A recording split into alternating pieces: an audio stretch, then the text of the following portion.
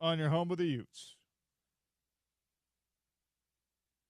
Interesting times in sports in Salt Lake City. We've got 88 days until Utah football kicks off their season against UCLA.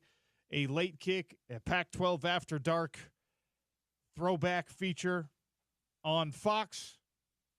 Already looking forward to that. I know all of you are already looking forward to that, but we will occupy our time with other news today and for the days leading up to at least Big 12 Media Days, which are coming just over a month from now. So all of you are probably aware of this. There was a press conference, an introductory press conference yesterday at the Zions Bank basketball complex.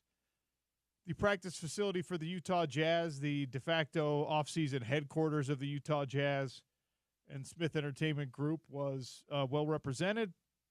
The Ainge family was well represented. BYU Athletics was well represented. Austin Ainge introduced as the president of basketball operations for the Utah Jazz organization. I want to go here first, all right? We talked about this a little bit. We touched on this a little bit yesterday. And you can find the transcript. Andy Larson's going to join us on the show today. He transcripted the whole thing. He broke it down question by question, piece by piece. A lot of outlets did the same thing. You can find it on the Trib. You can find it on Des News. You can find it on KSL. You can find it on ESPN 700 Sports. You can find it on the ESPN.com main page. You can find it everywhere. This is news. This is big news in the state of Utah. And the media gathered. And you guys know that I don't mind patting myself on the back, but I promise I'm not going to spend too much time patting myself on the back. I'm more puzzled by the fact that it took until like the 12th question of the introductory press conference, and it took until some idiot who only covers Jazz basketball when they matter and when they're interesting, like me, to ask the question that is on everybody's mind in the entire Valley. And beyond, by the way. I shouldn't localize things to the Salt Lake Valley. Obviously, up in Logan and Ogden and Orem and Provo and St. George, most people here are Utah Jazz fans. We could probably go to Evanston and find a bunch. I asked the question that we all wanted to know. How does the new basketball president for the Utah Jazz feel about tanking? Now, my only regret in the whole situation is I tried to put it carefully. I tried to ask the question in what I thought was a clear, I'm being respectful here because you're brand new. None of this stuff was your fault before. I just want to know what the direction and the plan is moving forward in regards to manipulating minutes, manipulating injury situations in order to maximize your draft lottery. Tanking. How do you feel about tanking? I should have just asked it. I gave this long-winded preamble, which unfortunately is one of the habits of mine as a non-Big J journalist. As someone who fills a lot of time on sports talk radio, I generally am not parsimonious enough with my words when I'm asking questions. I will do better in that regard. I wish I had just said, hello, Sean O'Connell, ESPN 700. How do you feel about tanking? Everyone in the room would have known what I was referencing. He would have known what I was referencing. And his answer would have been the same, and I applaud Austin Ainge's very direct answer. It was a simple, succinct, forthright response. You won't see that this year. We'll play the sound for you later. You won't see that this year. All right, awesome, great, thank you. I don't want to see that this year. You don't want to see that this year. I, like maybe some of you, went back and I saw it's two men seated at the podium or up on the dais behind the tables. It's the new guy, it's Austin Ainge, and it's the not as new guy, the owner, Ryan Smith.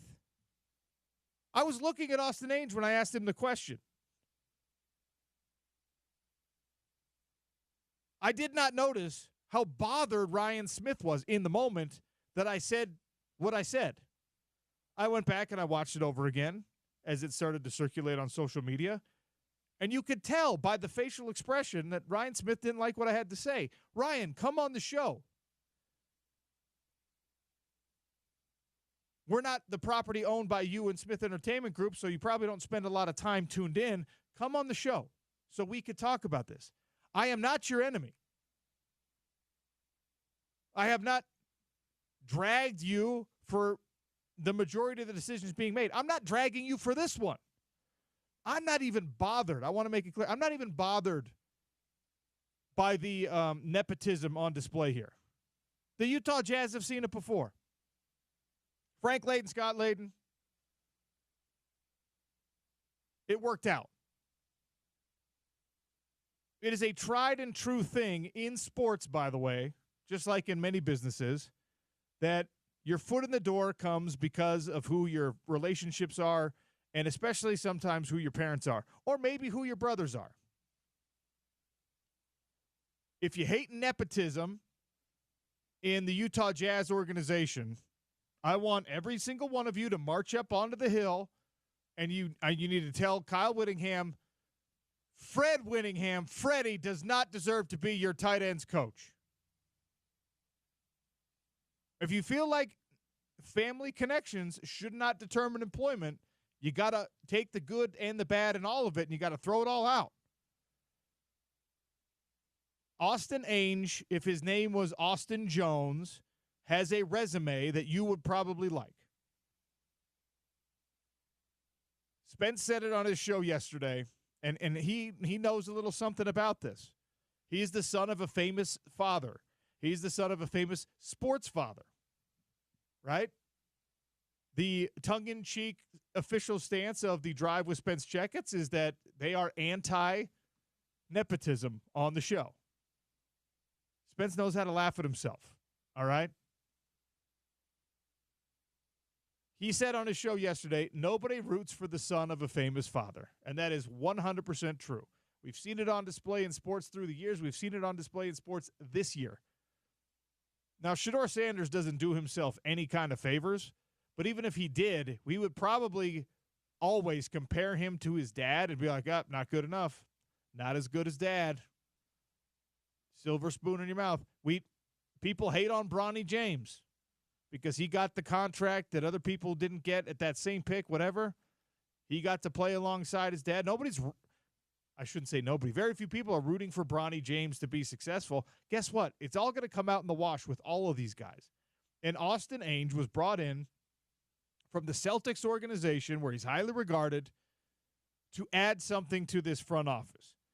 Is it based on familiarity and comfort and nepotism and knowing a little bit extra about the guy and having relationships with his dad and with the people around him and with anyone who can give him a positive reference? Absolutely, yes, it is. Find me the position, find me the profession that is completely not the case. It's just hard to do, all right? So I want to make it clear, I don't even have a problem with the nepotism angle here. I don't have a problem with what Austin Ainge said to me or to any of the other questions. I don't have a problem with the team attempting to tank for Cooper Flagg last year. It felt like as a community, we're all pretty understanding of it. We were all on board. I hope I don't have a problem with the owner of the Utah Jazz because he didn't like what I said or the question that I asked in this introductory press conference. How do you feel about tanking, minutes manipulation? I didn't do what I should have done, directly raise the question, hey, are you going to fake injuries and get fined by the NBA again trying to tank for Cam Boozer? We all know what happened.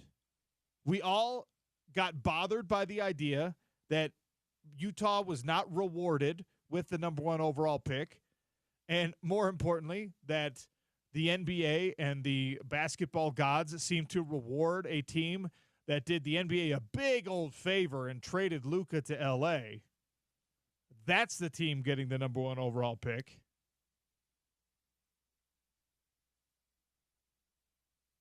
Nobody's going to accept another season of tanking. It had to be asked. It had to be brought up. It had to be addressed. You won't see that this year. All right, good enough for me. A Big J journalist, someone who's better at this job, might have asked a follow-up question, might have noticed that the owner sitting next to Austin Ainge did not like the frame of the question and said, okay, why are you making that face at me? Because you cannot deny that's what your franchise did this past year. Someone who is better at this job would have said, all of us were on board with it. I'm just letting you know we're not going to be for a second consecutive year. Make your decisions accordingly. I think they already are doing that, though. He doesn't need to hear it from me. I promise all of you out there listening that Austin Ainge and Ryan Smith and Danny Ainge and Justin Zanuck, however deeply he was involved in this process, had the conversation, hey, what if you're going to hire me to be the president of basketball operations for a rebuilding team who just got the dumbest bum luck in the draft lottery, are you expecting me to make decisions that'll put us in the same position last year? Or are you going to allow me to deploy some of the lessons I've learned over my 15-plus years in the basketball world, my decade-plus with the Celtics organization that has been on a hell of a run? Are you going to allow me to do that, or are you going to expect me to come in and try to tank? I promise you they had that conversation. I promise you that same question came from Austin Ainge's mouth to Ryan Smith. And maybe he made the same face. I don't know. Maybe he didn't maybe he got that sourpuss and was just like, why are you asking me that? Ryan, first of all, tune in 11 to 2 every single day. But understand that this is what your fan base wants to know. Are you going to try this again? Are you going to expect us to pay the increased ticket prices to suffer through this again? And Austin Ainge gave the answer that all of us were looking for. He said, you're not going to see this again. Now, the reaction, you can only control the reaction so much. And again, because I am overly loquacious when I'm trying to dance around something and be delicate about something, some people misinterpreted that I was asking two separate questions. I used the word tanking, and then I softened it by saying minutes manipulation in order to optimize draft odds. They are the same thing. That's what tanking is. Tanking is pretending people are hurt that are not hurt. Tanking is reducing minutes of good players and allowing your bad players to compete for you in order to lose basketball games so you can optimize your draft lottery odds. That's what tanking is. Those are not two separate questions. If the transcript or my tone of voice or the answer made it seem like it is, incorrect. One question. What is your philosophy on tanking? The answer, a lot more clear than the question, because Austin Ainge is better at his job than I am at mine, which is why he's the president of a basketball team, of an NBA basketball team in his early 40s, and I am a radio host in my early 40s. And he just said clearly, you won't see that this year. Now, what does that actually mean for the Utah Jazz organization and for you as a fan? You won't see that this year. Okay. We won't see you tanking this year. What does that mean? That you're going to...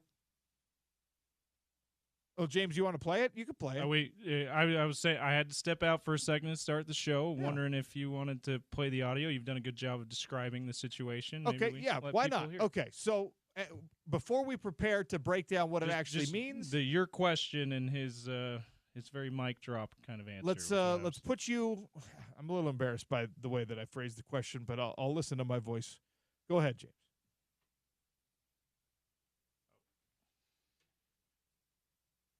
Sean O'Connell, ESPN 700.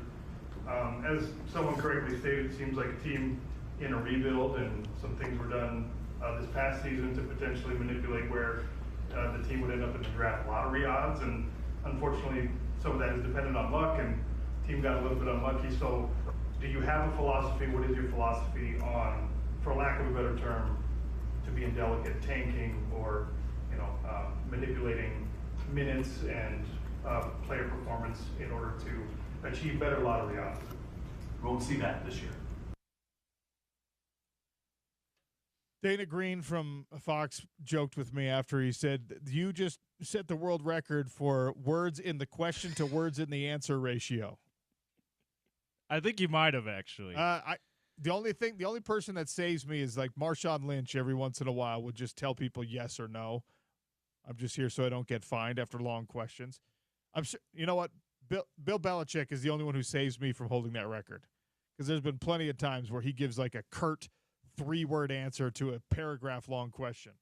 But that is something I think us radio talk show hosts are probably more guilty of than the newspaper writers. But that's just, it's a media thing, and it's something that guys who are in press conferences all the time learn, and they have to learn to be a little more succinct so that they don't get tired of listening to you before you're done with your question. But I don't think that was the case this time. I think you would have answered it that way anyway. Well, I do too, and I could have done a better job asking the question and been more direct and been less delicate, because why am I trying to why am I worried about offending people I don't work for? I just was trying to be courteous. Yeah. And James, you're just a nice person, OC. I don't know. Like, I am genuinely confused. I want you every day to put in an interview request for Ryan Smith. I want him to come in studio, and I want him to explain why he gave me the sour face when I said the word manipulate. It's not a curse word. It's what the organization did and has done. You manipulate Lauri Markkanen's injury situation. You manipulate Jordan Clarkson's minutes. You manipulate Walker Kessler, for hell's sake, in order to reduce your team's chances to win. You told him, hey, we know you think you got good shooting form. We know that's important to you to develop into a three-point shooter. Go ahead and try. Like, that's manipulating things to let. And again, I cannot emphasize this enough. It was a tacit agreement between the fan base, the NBA, the Utah Jazz, the coaches, and even the players under contract that, all right, we will do this. We will try this.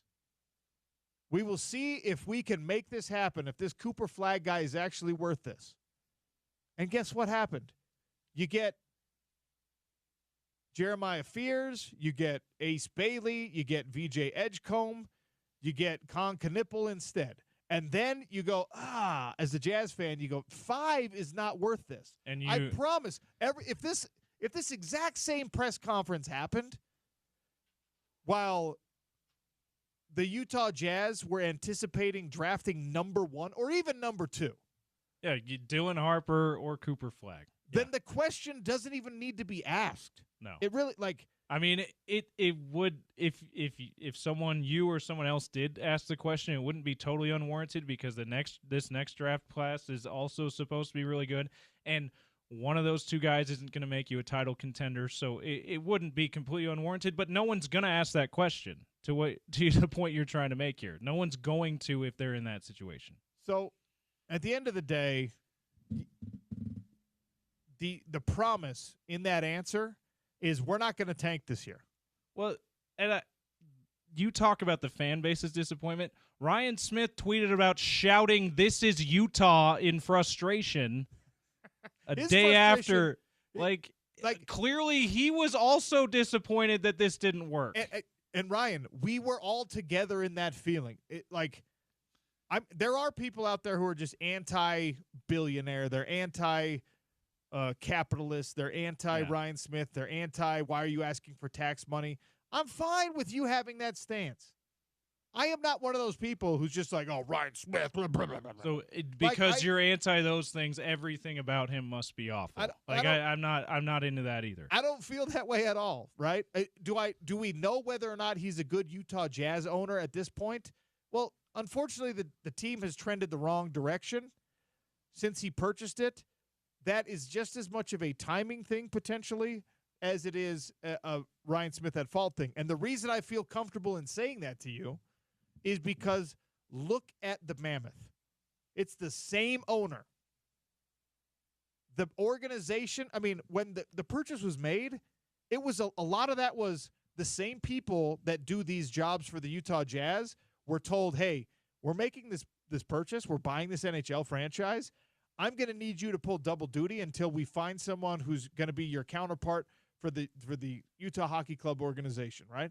So there was all this commonality. And when you listen to the players, the coaches, folks around the NHL, what do they all say, James? Especially people from out of town. Players and coaches have to kind of say, yeah, the ownership group here is fantastic. I mean, to what you just said about how you don't work for Ryan Smith, why did you feel like you needed to pull your punches a little bit on that question? They do. So that's why they do that. And stuff. You know what? Yeah. That's why they do it, and it's totally fine for them to do it.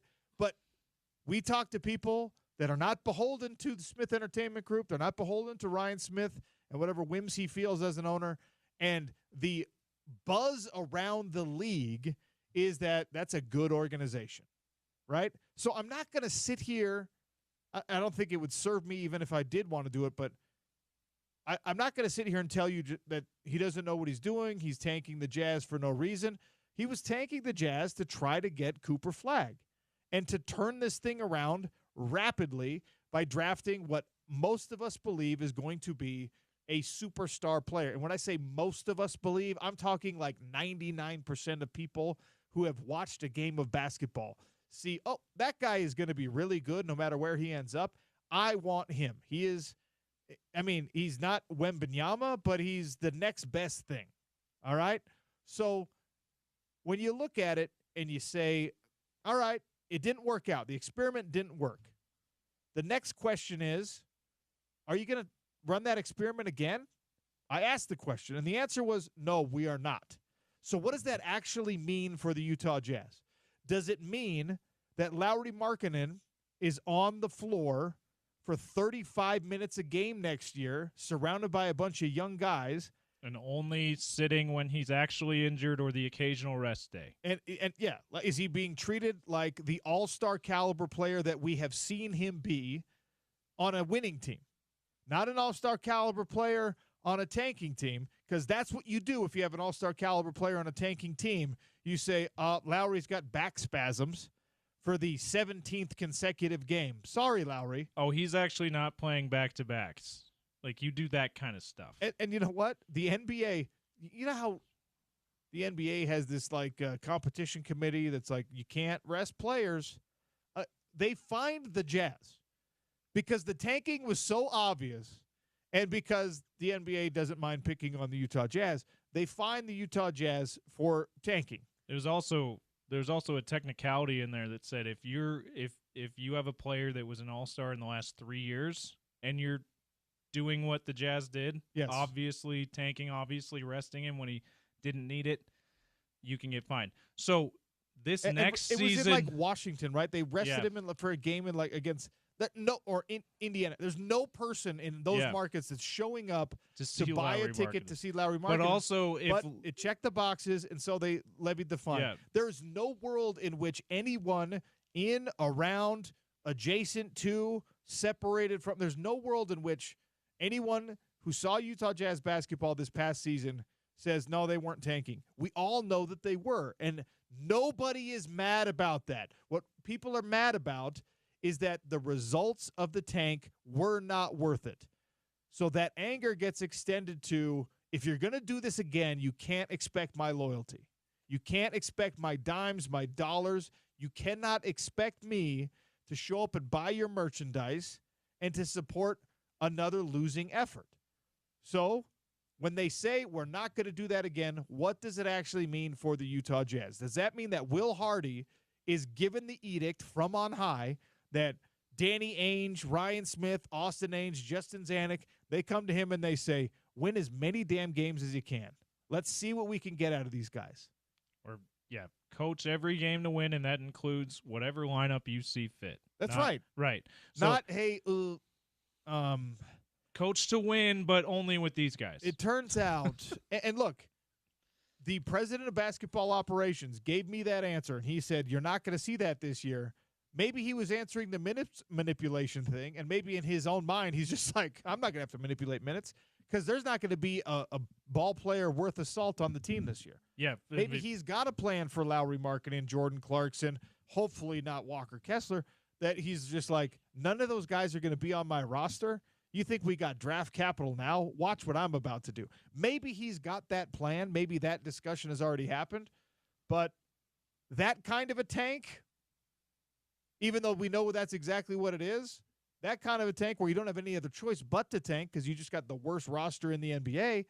That kind of a tank is unfortunate, but is different than wasting Lowry's career and wasting Jordan Clarkson's probably last 2-3 years in the NBA, wasting the time of these guys. And by the way, of your coach, who we all think is a good coach and you've extended and paid as the coach of the future. What does it actually mean when the president of basketball operations says you're not going to see us tank this year? To play devil's advocate, being in the room yesterday, Austin Ainge looked like he was very sincere when he said that. He looked like he meant what he said. You won't see that kind of tanking this year. But to play devil's advocate, he could just be saying that because he can't publicly say that they will be tanking. There's that part of this too. You're right. Now, I will, to devil's advocate back against your devil's advocate. Counterpoint. Two devils fighting it out. Here's the thing. He's a savvy guy. Every conversation you have, and we're about to have another one with Gordy Chiesa in about 5 minutes, with people that know him, know anything about him, will say that, yes, he's got a famous last name, but he's earned this spot. He's really good at the job. He knows how the NBA works, et cetera, okay? It would be a hell of a choice to sit down at your introductory presser the first time that this community gets to know you at all and to just bald-faced lie. He knows Utah. This is not some foreigner, some alien that flew down from Mars and has no idea what the people or the community or the culture is like here. He knows Utah. His family knows Utah, right? And he knows how people are with the Utah Jazz. I really don't think he's going to just jump in and say, with in the back of his head, yeah, who are you, dude? Of course we're tanking this year. And say, nope, you're not going to see that this year, because that sets an expectation. How many words is it? How many words is you are not going to see that this year? Or no, he said you won't see that this year. 6 words. Great. That was a great shot for the YouTube audience, by the way. Watching you count that out on your fingers. You won't see that this year. Won't is a contraction, so it's will not. It could be 7, but it's 6. Okay, those 6 words set an expectation for your tenure in Salt Lake City, however long that is. I'm telling you, Utah Jazz fans, I will not oversee a tank. I'm putting words in his mouth because he did the mic drop answer instead. Yeah, he didn't expound on it. He just said you won't see. That this year. He knows full well he's too smart of an individual to know anything besides that. That is setting an expectation. You are telling the Utah Jazz fans, we're not going to do it again. We're not going to tank like I watched this team tank last year. And guess what? The guy next to him has ultimate say. The owner, he's going to do whatever the owner says. And the owner's probably going to do whatever the dad says. And so it's a really convoluted and sort of a weird challenge of the nepotism angle here, I guess. But ladies, gentlemen, people of all ages, Austin Ainge is your president of basketball operations.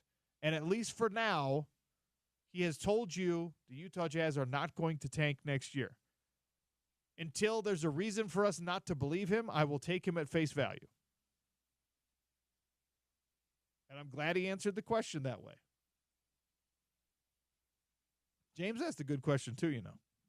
Yeah, I don't know why you're getting all the love here. No, your question was the one, I think, and we saw that online, the online response. If every fan was able to be at a press conference like that, every one of them would try to ask the question you asked. So unfortunately, they probably would ask it better than I did, even though they're just like. Well, they would have just said, "What are you going to tank next year?" You're right. They just would have said that, and Ryan might have given the same face. I don't like that term. Why? Okay, James. You know what? I'm going to take it in 20 minutes, James. I need you to explain for me why Ryan gave the sour face at that. Just think about it. We're going to get to Gordy next. I don't know why. I genuinely am like, why are you mad? I'm going to grind on the tape about me during the Gordy interview. I'm going to grind on the tape of the press conference, and I'm going to come up with a great answer for you. It's like when I go home after I mowed the lawn, and my wife's like, "Oh, why'd you mow the lawn?" If I made a face like, "What do you mean, why did I mow the lawn?" Mowing the lawn. It's because I do that. Who mowed the lawn? What do you mean mowed the lawn? It's what I do, all right? I'm the man of the house. I mow the lawn. Are you suggesting that I mowed the lawn? Well, yeah, you did mow the lawn. Like, it's the same thing. By the way, get this in before the break. If you weren't able to watch or listen to the press conference yet, ESPN700sports.com. We do not have the video up there for you, but we do have the audio. Did not have the recorder on the table as we do in some of these press conferences, so you'll hear some clickety-clack at the keyboard. The guy's next to me, the writer's next to me typing, but it's not. You can still easily hear everything that was said. All right. We'll take a quick one. We'll come back with Gordy Chiesa. I promise you Gordy Chiesa is going to have a lot better insight onto who Austin Ainge is and what this actually means for the Utah Jazz and for Justin Zanuck, who got leapfrogged over his position. There's an odd dynamic there. Gordy Chiesa next on the Sean O'Connell Show, ESPN 700, 92.1 FM.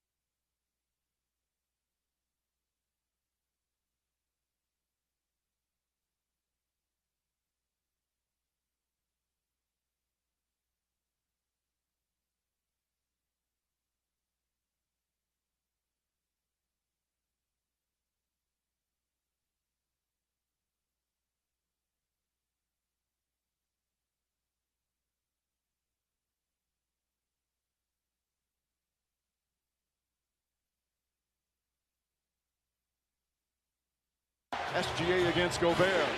Shot clock at 7. Drives, pulls back, drives again. Stops, falls down, gets it to Williams. Three-pointer. It's good. Jalen Williams with a big bucket.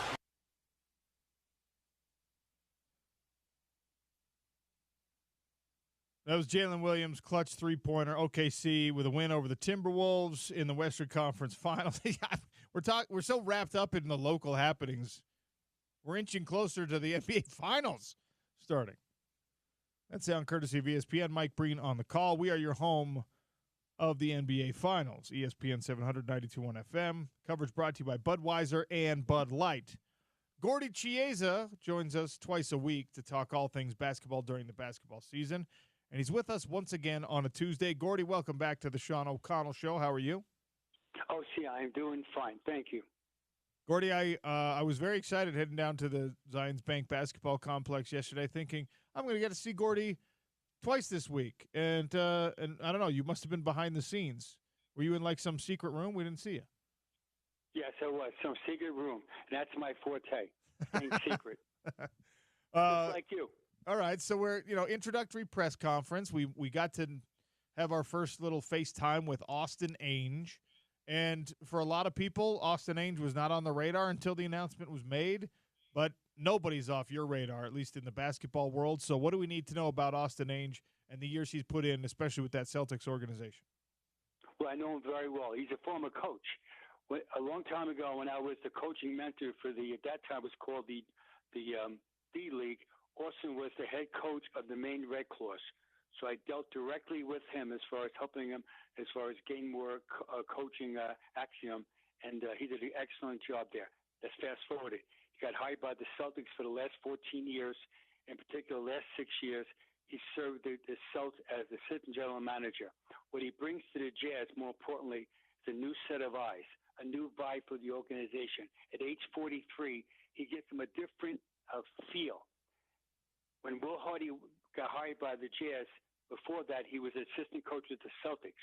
So Austin Ames and Will Hardy, they were together for Boston, even though it was 1 year. What I know about him is that he is an excellent talent evaluator, and he has a strong relationship with other team personnel of other organizations. And the most important thing is what? With the agents. So the newness of it, different vision. Now he's got to be able to hit some home runs as far as who they draft at number 5 and 21, 43 and 53. But I do like it. Obviously, he's Danny Ainge's youngest son. He's an experienced evaluator. And as Jazz go forward, let's hope that they were able to, when they draft people and they sign some free agents and make trades, it makes a lot of sense for them as they go forward. Gordy, I'm sure you saw it or heard it. I asked him a kind of long-winded question that amounted to, are you going to tank as the president of basketball operations for the Utah Jazz? Do you support that? And he said, you won't see that this year. How should we interpret that? Should we take it at face value, meaning that there's a new thought process, a new show in town? Yeah, the answer is yes. I mean, we're just losing on purpose, it's not good for anybody. Like really, anybody. Players, organization, the economics of it, the fans, the competition. So with a new person there, they still might be not as successful because the Western Conference is really deep. But as far as brazenly just losing on purpose, I don't think it's going to happen again, which is good. That's the way it should be. This is professional basketball where the players are competitive. They want to be the best they can be, and so does the fan base. Gordy Chase is our guest here on the Sean O'Connell Show, talking about the Utah Jazz hire of Austin Ainge. How big of a leap is it from assistant GM to president of basketball operations? I mean, oftentimes we see a certain path followed, right? You go from the personnel department, and now you're an assistant GM, now you're an actual GM, and then maybe after that you're something like a president, and he maybe skipped a step, if that's the right way to say it? Yeah, he did, absolutely. Where now he's president of basketball ops, which means that everything on the basketball side goes through him, and he's the final decision maker. And then he brings what he decided to Ryan Smith, the owner, and then if Ryan Smith okays what he's trying to attempt to do. So now it's him and Ryan Smith as far as the final decision maker. But everyone else as far as planning supporting cast. And Danny Ainge will still be there, but I believe that they said that he's an answer to Austin. Now, you've been around so many different front offices, and you've seen, like, as an assistant GM, a lot of the description, a lot of the what people talk about, you're grinding tape. You're going to Serbia to make visits. You're flying to Australia to figure out if this prospect is worth a draft pick, et cetera, et cetera. And the president of basketball operations role is a little bit more administrative and maybe a little bit less basketball junkie. Is that a tough transition for people? Yes, because a lot of times, like any business, you're successful, you want to be hands-on. So when you want to see that player yourself play multiple times that you draft, because you get a better feel for him. Now, you obviously trust your scouts and the personnel people, but you'd like to see them play yourself, especially in road games. When I was town evaluator for Memphis Grizzlies as director of pro personnel, I used to almost exclusively, the guys that we tried to trade it for, I saw them play on the road games.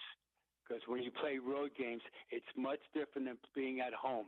And you see a better vision and a better adversity when how the guy performs in road battles. And that's including tonight when on Thursday night when the Pacers will go against the Thunder in the first game of the NBA Finals.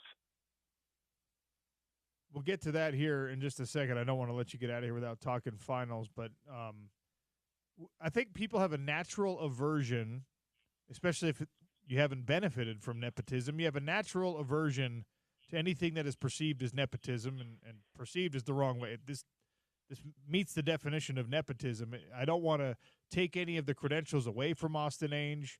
I'm not anti father hiring son, et cetera, et cetera. But how does it change the dynamic in a front office when there's familial connections?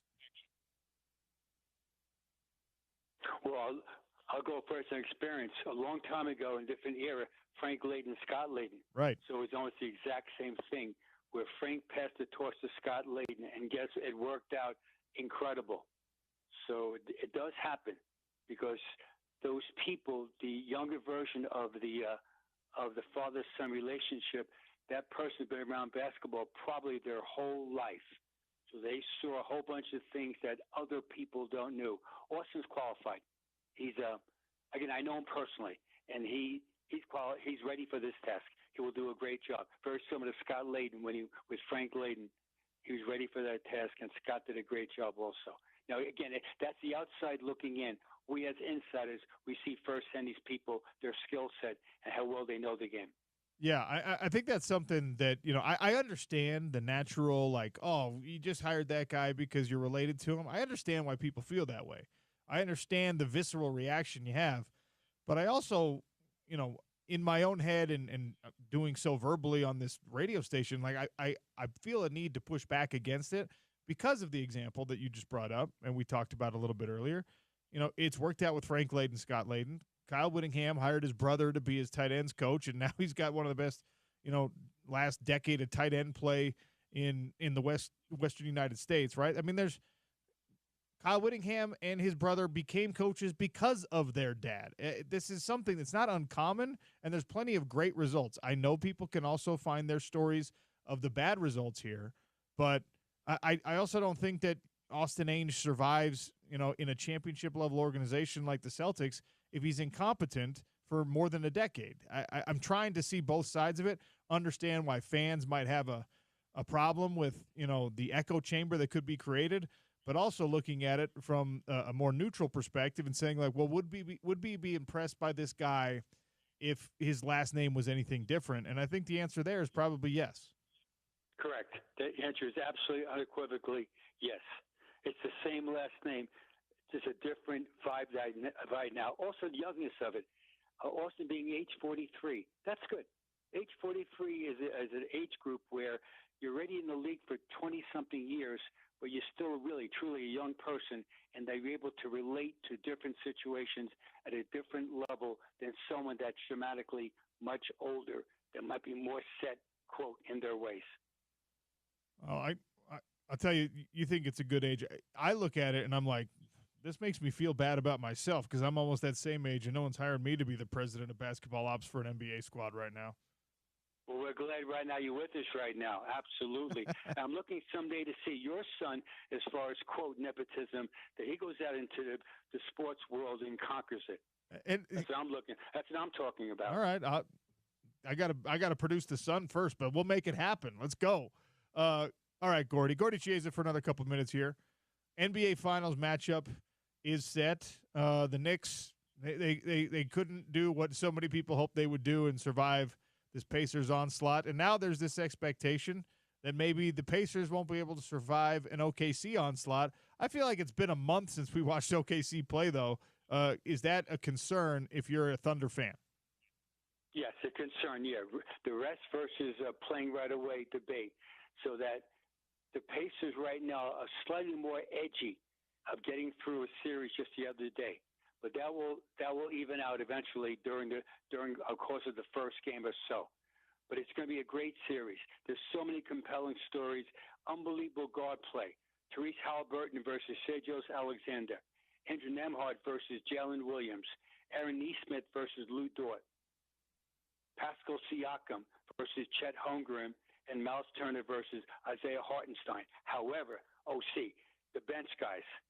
Unbelievable bench by the Indiana Pacers. Those energy givers right away. McConnell, Benedict Mathurin, Obi Toppin, Thomas Bryant, and Ben Shepherd versus the defensive playmaker, havoc creators, the Thunder of Cason Wallace, Alex Caruso, Aaron Wiggins, Kendrick Williams, and Isaiah Joe.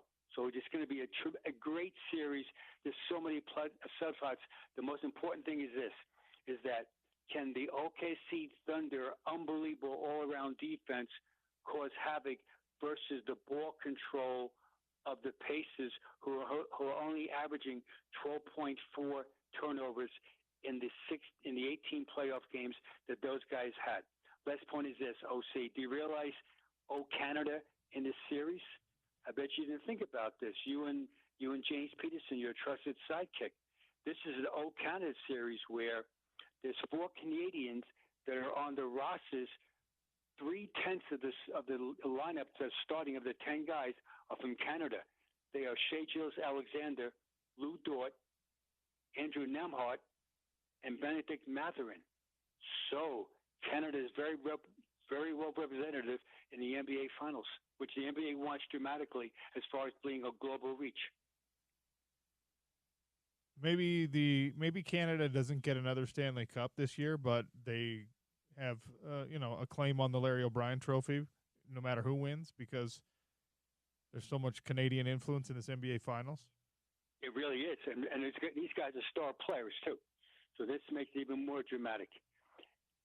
Pascal Siakam is trying to go for second title.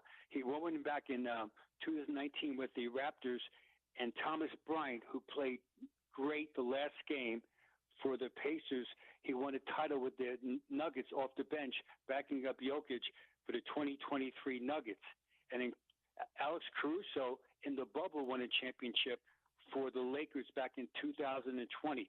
So those guys are seeking a second title while everyone else is trying to get their first title. Winning is so hard, an NBA title, is that players don't win titles, franchises do, which means it takes a collective effort by everybody to win an NBA title.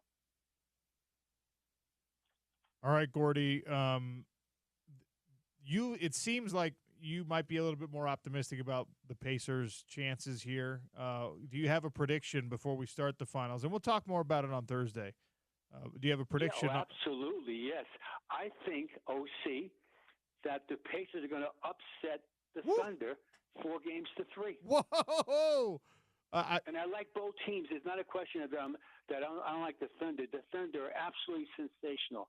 I'm just going more instinctively, and the bench of the Pacers is vastly underrated, and that I love every matchup. This is really true really equally teams as far as the way they play. I know that the Thunder were dominant the whole season, 68 wins. I get it. I understand it.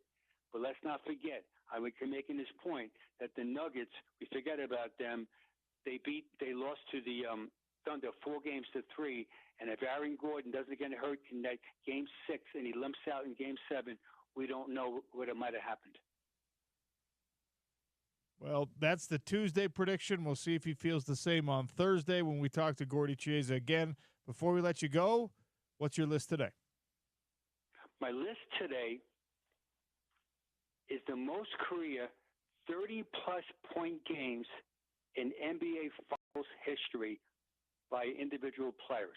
So these players have the most in the NBA Finals of 30-point games. It's a very short list. The following four players scored 30 more points in the Finals 8 times. They are George Mikan, John Havlicek, Hakeem Olajuwon, and Rick Barry. The next player did it 9 times in the NBA Finals, 30 points or more, Kevin Durant. The next player did it 13 times, Kobe Bryant. The next 2 players are tied, did it 14 times, Bob Pettit and Stephen Curry. The next 2 players scored 30 more points 16 times in the NBA Finals. They are Shaquille O'Neal and Kareem Abdul-Jabbar. The next player did it 19 times, 30 points or more in the Finals, Elgin Baylor. The third greatest ever did it 22 times, and that is LeBron James. Number 2 all time did it 23 times, 30 points or more, Michael Jordan. And the number 1 player in the history of the NBA Finals to score the most ever 30-point games is Jerry West, where he scored 31 times 30 points or more in NBA Finals. What about Jazz basketball? In the Finals, Karl Malone scored 30 points or more 3 times in final games, and that was in 1997 and 1998. It's a hard list. Think about it. You're top of the apex. You're scoring 30 points or more. That was Jerry West. He did it 31 times. It's hard. It's an incredible accomplishment. Thus, that's my list for today. That's one you could take to your basketball fan friends, and they will not get that one right. If you ask that question, who had the most 30-point games in the NBA Finals, nobody's picking Jerry West. Not for number 1. You're right. And that just shows you how the longevity of it. Jerry West retired, for the younger fans right now.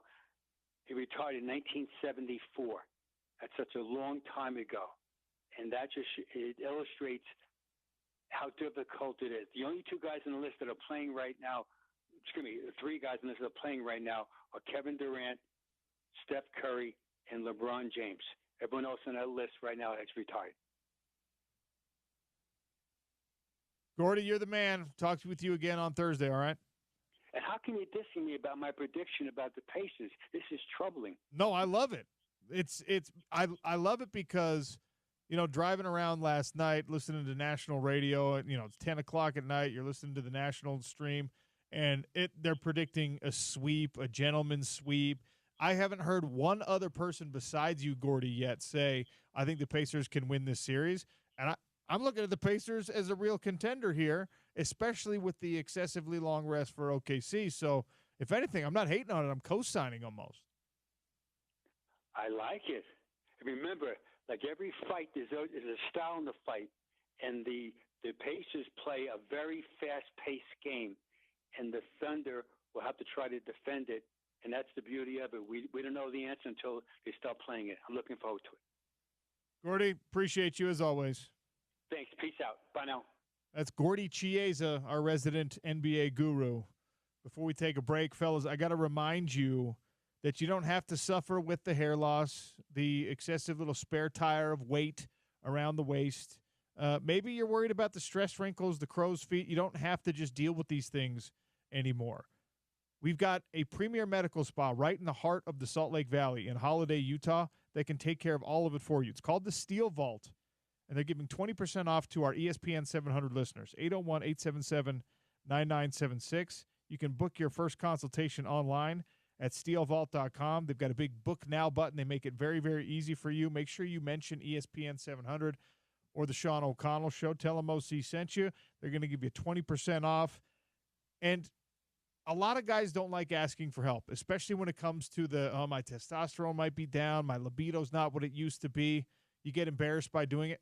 I promise you don't have to feel that way anymore. It's incredibly common for people to be getting help for the hair loss, for the extra weight, for those more sensitive problems. Maybe you just want to sleep a little bit better, or you're just looking for some blood work, some medical basis for why you feel the way that you do. They can take care of all of it at the Steel Vault. So give them a call at 801-877-9976 or book your first consultation online at thesteelvault.com. Don't forget to tell them that ESPN 700 and 92.1 FM sent you. That's going to unlock your 20% discount. Sean O'Connell Show continues. We'll talk a little bit more about the introductory press conference. We've got Utes news. Andy Larson still set to join us on the show today. It's Utah's number one sports talk, ESPN 700, 92.1 FM.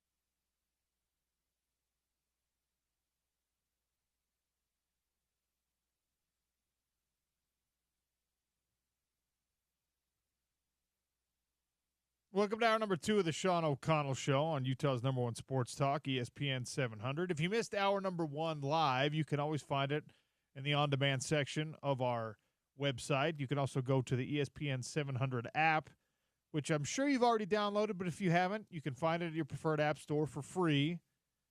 We've got an on-demand section there as well. Hopefully you're watching YouTube. I had to count some things out on my fingers earlier today. ESPN 700 Sports Utah. You don't get that part of it if you're just listening on radio or the stream. Just saying. You don't get me looking like an orangutan here in studio. James, how successfully could you work in a high-pressure environment with your family?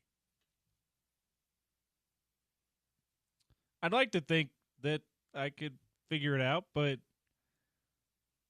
that feels like not your wife who you're totally enamored with because she's about to deliver your first child. Yes. I'm talking like cousins, brothers, uncles, aunts, mom, dad, grandpa, grandma, whatever. I think there's a reason why we see so many stories, fiction, and even plenty of nonfiction stories like Succession from the great HBO show, which I will admit I have not yet delved into yet, but I hear great things about. I know the premise of it. We hear those kinds of stories. We see those TV shows being made because it is a difficult thing. You get lots of jealousy. You get lots of why would dad pick you over me? It doesn't make any sense. That kind of stuff. So I feel like I'd like to say I'd do well in it, but a lot of people don't. So I'm not sure I would, OC.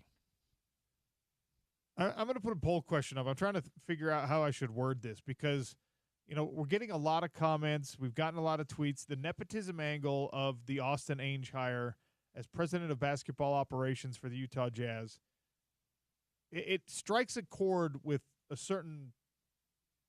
a lot of people in the fan base, with a lot of people maybe here in Utah.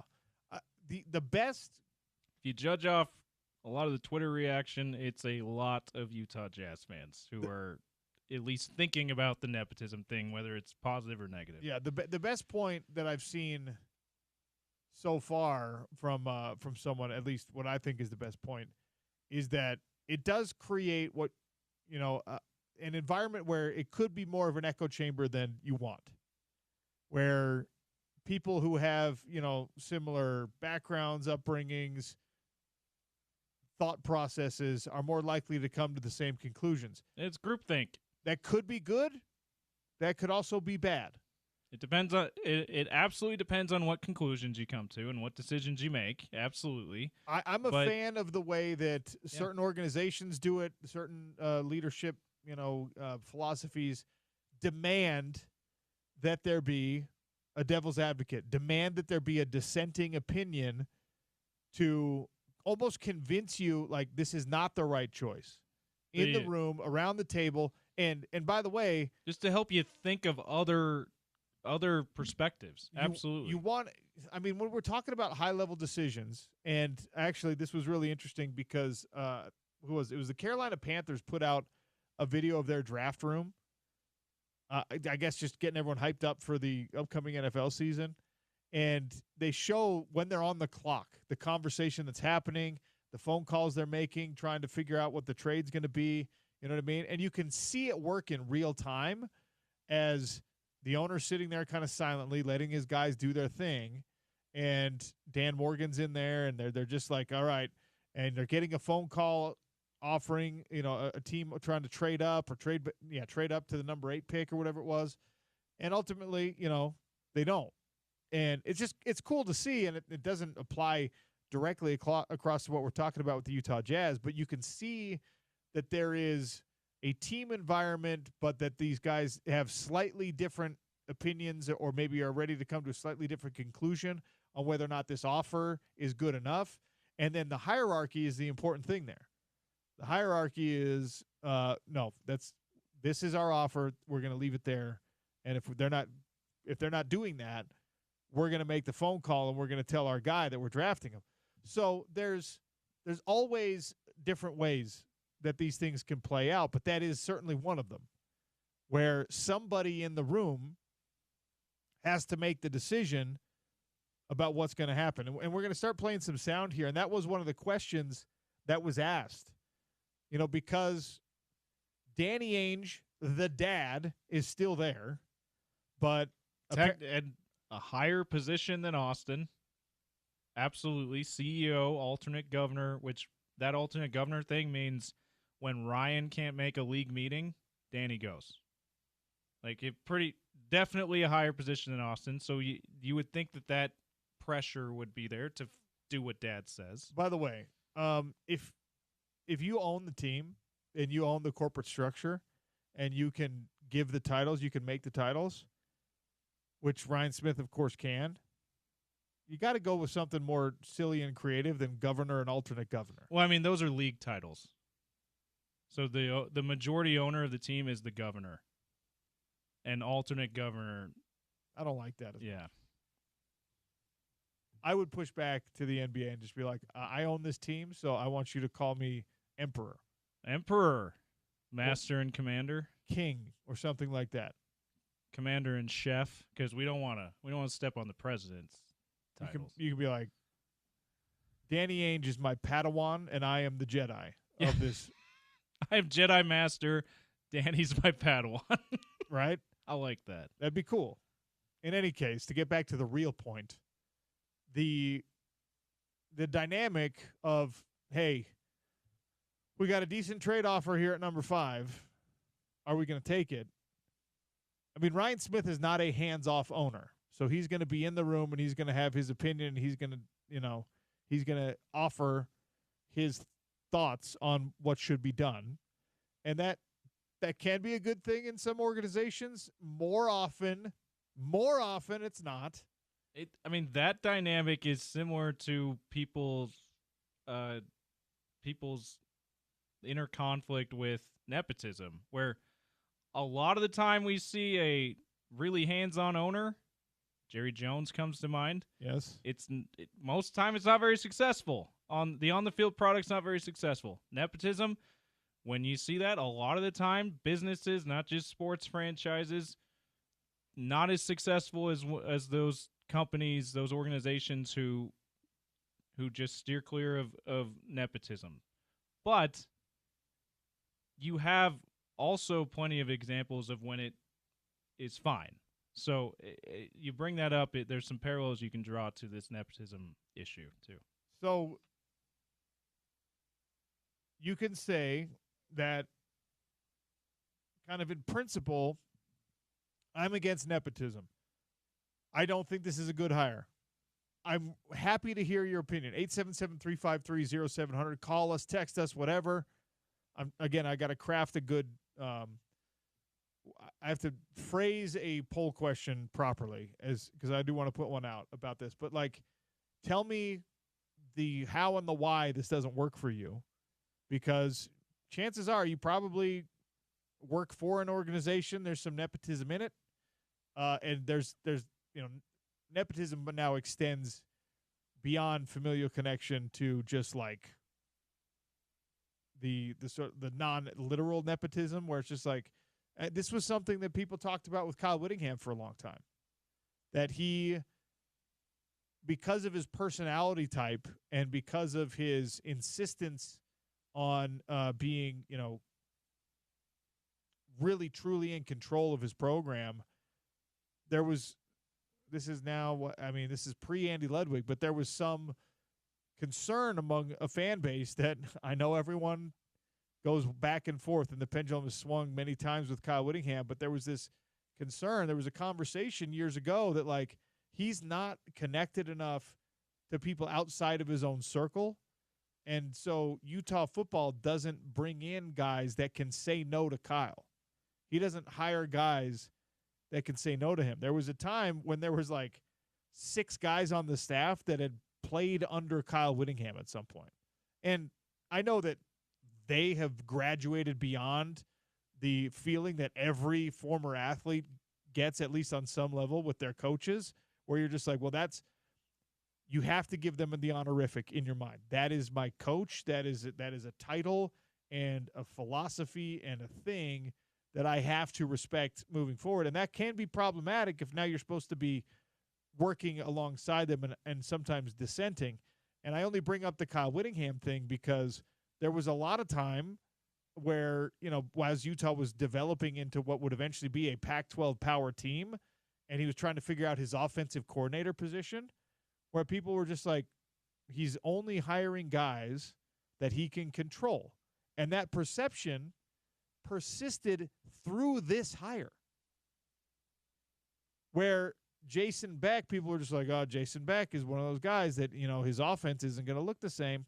And Kyle, we asked him about it. Coach Witt was just like, go back and ask any of my offensive coordinators if I have been, keeping my thumb on their playbook.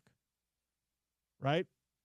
The perception matters. And the perception of this nepotism situation with the Utah Jazz is going to matter more if people don't like the decisions being made, or more importantly, they don't like the results of those decisions. And of course, there's a trillion examples of this in sports where you see somebody get picked. Oh, what are you doing? Why'd you pick that guy? Because it doesn't match your thought process, your opinion. And you got to give it 3 to 5 years before you really know how it's going to work out.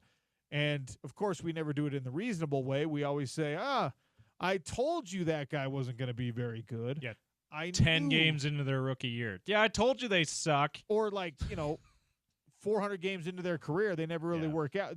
I knew that Joel Embiid was going to be a waste of a pick. Did you? No one really knew that. Did you really know that? But we do that, right? And as fans, as observers of sport, we can do that. Justin Zanuck and Danny Ainge and Austin Ainge and Ryan Smith can't afford that. This is such a crucial time in Utah Jazz basketball, and I don't think it's lost on that room. I don't think it was lost on anyone at that press conference yesterday how critical it is, because the wiggle room, the grace period for rebuilding is over in your fan base. You're 3-4 years into this thing, and you have no fruits of your labor, and people are just like, all right, let's go. Let's go. Now, Ryan Smith is a smart man, and he knows that, and he brought in somebody he thinks can help move this in the right direction. And the stated direction by Austin Ainge, we have the sound ready, James, from some of the questions that we asked. Let's start playing. I keep paraphrasing.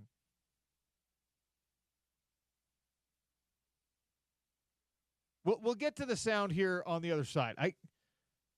Instead of paraphrasing and telling you what I think, or recalling what I believe was said, we're just going to give you the direct, and we're going to evaluate this. We're going to go through it soundbite by soundbite together, and we're going to figure out if this nepotism thing is a problem, if this philosophy is going to match up with what the fan base needs. Sean O'Connell Show continues next on ESPN 700, 92.1 FM.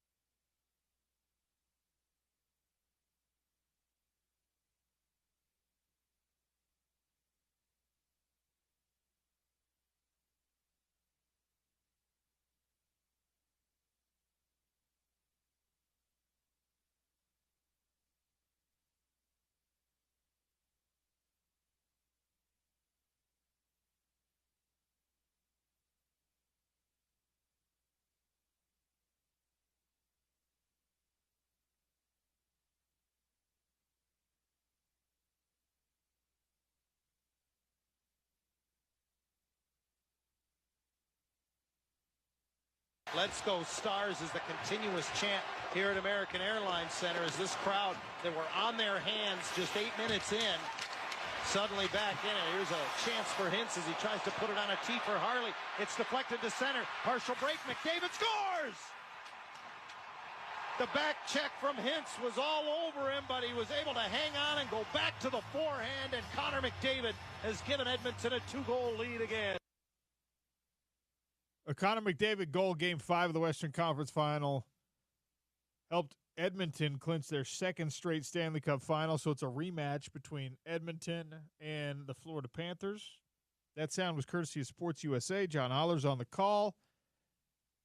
Stanley Cup final begins tomorrow night, and we will have it right here for you on Utah's #1 sports talk, ESPN 700 and 92.1 FM, your home of the NHL playoffs.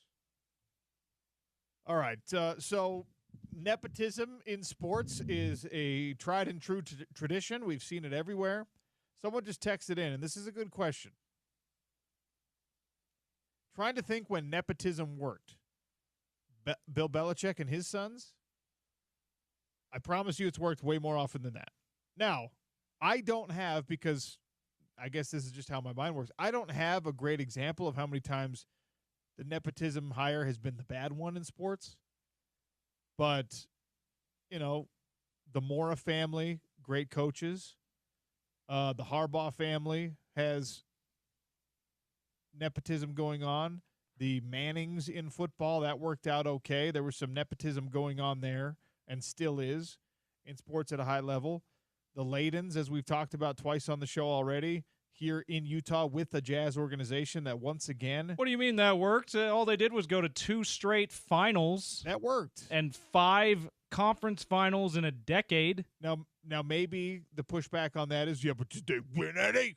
I promise you, we would do nearly anything to bring back that golden age of Utah Jazz basketball in Salt Lake City right now. Smitty, Richard Smith, who joins Spence on the drive at least once a week, some weeks a couple times a week.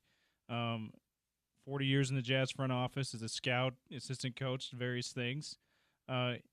He brought this to my attention. The Jazz, as far as regular season wins, the winningest team of the 90s. More than the Bulls, who won 6 titles. Of course, didn't have the same postseason success, but as I said, 2 finals, 5 conference finals. It's not like they were losing in the first and second round while they were the winningest team in the 90s. Absolutely, I would take that. I would take another decade like that, even if it meant no titles. I actually hate that stat, though, to be the winningest team in the regular season and then not win the championship. No championship. But, I mean, it is success that we are starving for. Even that on the doorstep of the ultimate glory, we're so nostalgic for that. We would absolutely take that. You would take half measure of that.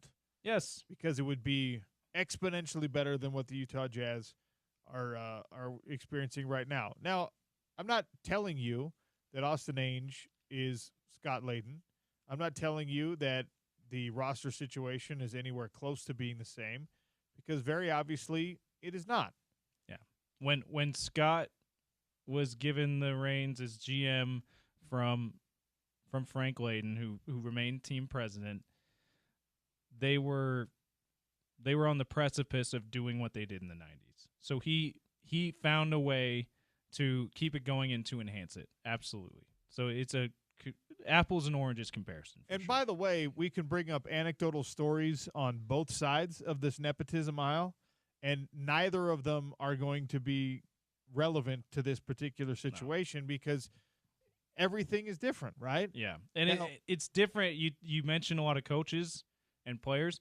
That's a whole different thing than front office stuff too. Sure it is. Like it absolutely is. Another good coach thing that's worked out pretty well. How about the Shanahans? Yeah, that's worked out nicely. I mean, Kyle Shanahan has yet to win a Super Bowl, but I mean he's regarded as one of the 3, 4, 5 best coaches in the league. I mean, I will belabor this point. I will beat this one over the head and again, we don't work for the Jazz, so I'm not trying to sell you a bill of goods here. The nepotism thing has worked out pretty well with the Whittingham family. Yes. We've had a couple of great local examples. Now, Layton's in the Whittinghams. So, Absolutely. can there be a crash and burn disaster as well? Yeah, obviously. Right? Sometimes the apple falls far from the tree and things don't work out very well. Tragically, that is the case with Andy Reid. You know? Like, it isn't, you don't know, but when you're trying to evaluate, and it doesn't just matter in sports, right? Let's say that your bank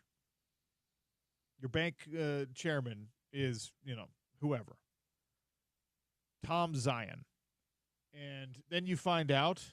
I wonder which bank he'd be the chairman of. And then you find out that, 10 years later, James Zion is now becoming the commissioner, the chairman of the bank. You'd just be like, I actually prefer Zion. Like, that is it. That is nepotism. That's nepotism, right? Or Cheryl Zion. Why not? Sure.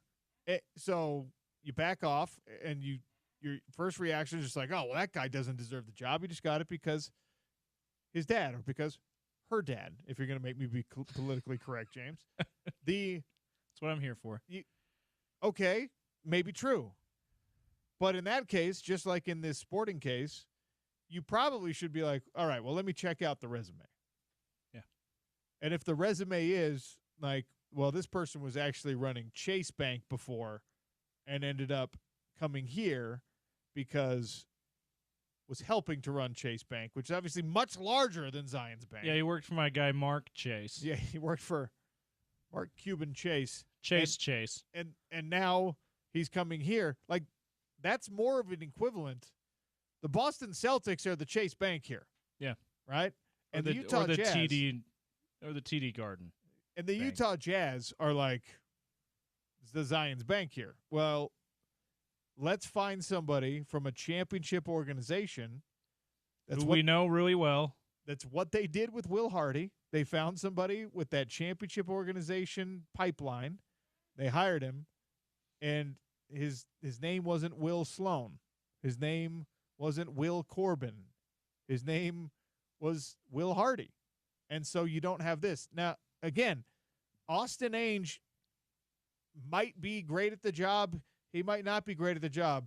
We have yet to find out. But I think the nepotism angle here is less important than a lot of the response that we're being given. I agree, and we talked about this off air a fair amount since yesterday's presser, OC. Am I comfortable with the nepotism? No, I'm not comfortable with it. Does that mean I automatically think it's not going to work? Also, no. I'm going to see how this plays out because Austin Ainge, as you just laid out in with your analogy there, has the credentials of someone who would be hired for this job, who would be considered for this kind of job already. And so we have to give him the benefit of the doubt right now. We just have to. It's only fair to. Now, the one thing I will say that's also a bit uncomfortable, I don't know how many, and maybe there's a good amount of examples. It's just not something that I've paid that close attention to. I would venture to guess that there's not that many people who've been elevated from assistant GM, not general manager, assistant general manager, to president of basketball operations, who's the general manager's boss. That's another thing that's a bit uncomfortable for me, but that does not mean I automatically think that it's not going to work. We have to see how it's going to play out. By the way, Austin Ainge was asked about, how the job came to be, how the job came together, and then there was some follow-up on our competitive station earlier this morning about, he was like, I was getting calls for these jobs. If I didn't take it with the Jazz, I was going to probably take another one. Which I believe. And Brad Stevens has corroborated that in Boston. So it's like, yeah, it was maybe time for Austin Ainge to spread his wings and no longer be assistant GM of the Boston Celtics. The more likely path is that somebody would have hired him to be their GM. Yeah. And maybe this is the best job because he got to leapfrog that step. Some people don't want to leapfrog that step. I mean, there's a lot of layers to this onion. And in this case, like is always the case with hires, the wait and see approach is the correct one. So far, I mean, look, it's hard to win the press conference when people want to see you lose the press conference because they don't like the fact that your dad is the one who hired you, even though his dad is not the one who hired him. Yeah, Ryan laid it out pretty clearly. He had to tell Danny that he hired Austin. Now, of course, there's reason to be skeptical of that. He could be saying that so that people lay off of the nepotism angle. Absolutely. Which, by the way, if that's true, that is such an unnecessary story to tell. It is. It's such an unnecessary lie to tell. It is. I will take him at his word because here's the thing. We're not going to find out, probably. We'll never know. We'll never know, so we might as well just take him at his word. I will take him at his word that it was Ryan Smith's idea the whole time and that he knew Danny would be okay with it because it's his son. Absolutely. Yeah, because it's a sick job that anyone in the world would want. Like, I mean, in any case, we've got some good response on the nepotism angle here. There are people who are skeptics of it. Nepotism is only bad if the person is not deserving of the job to begin with. An example, Bronny James.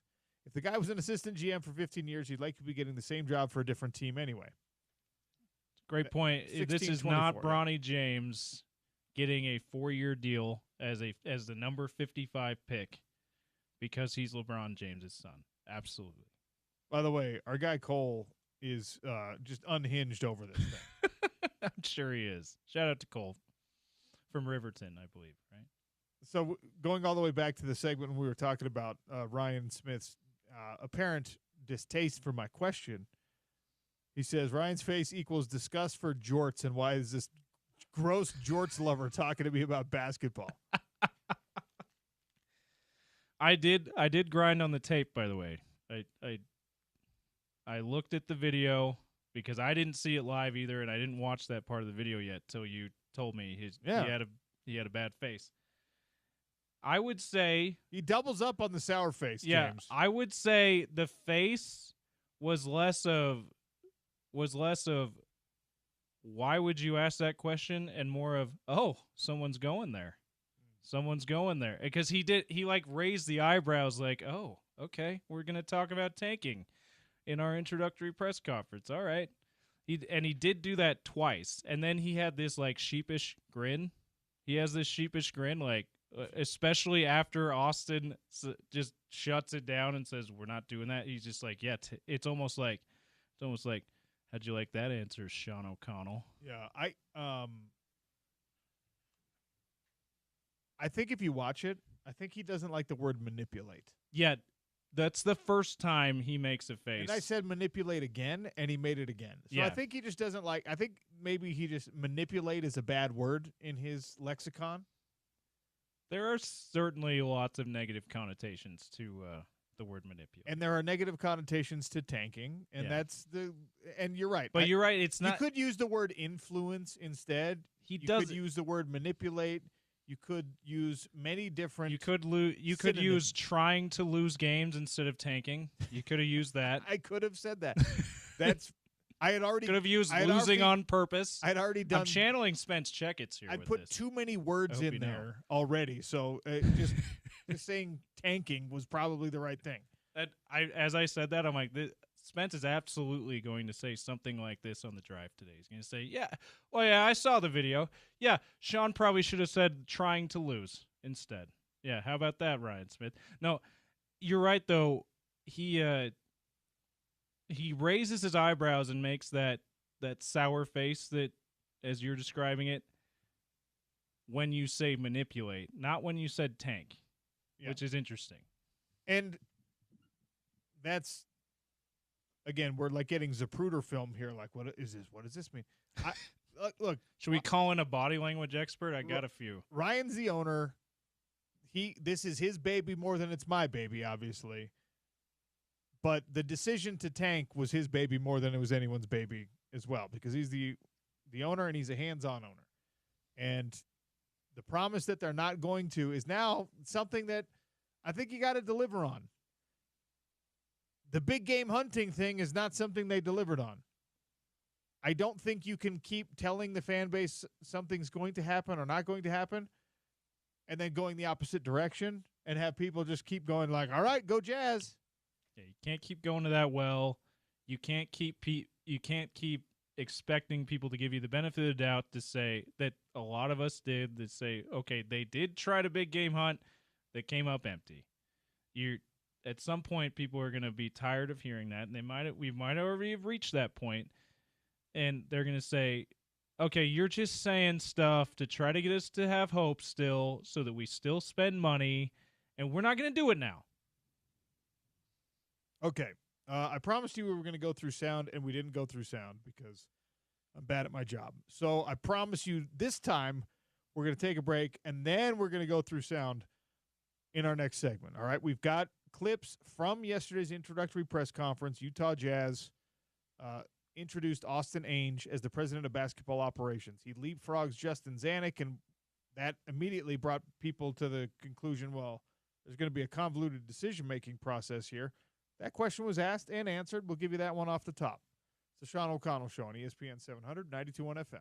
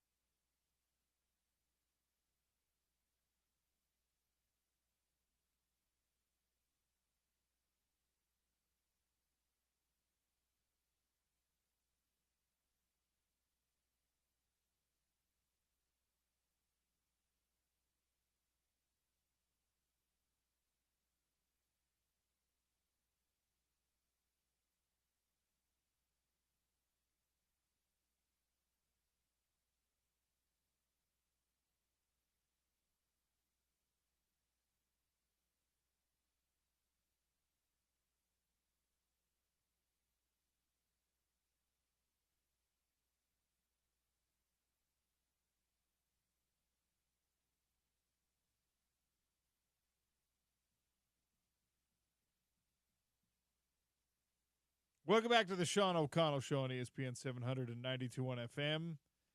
Andy Larson's going to join us in 25 minutes or so.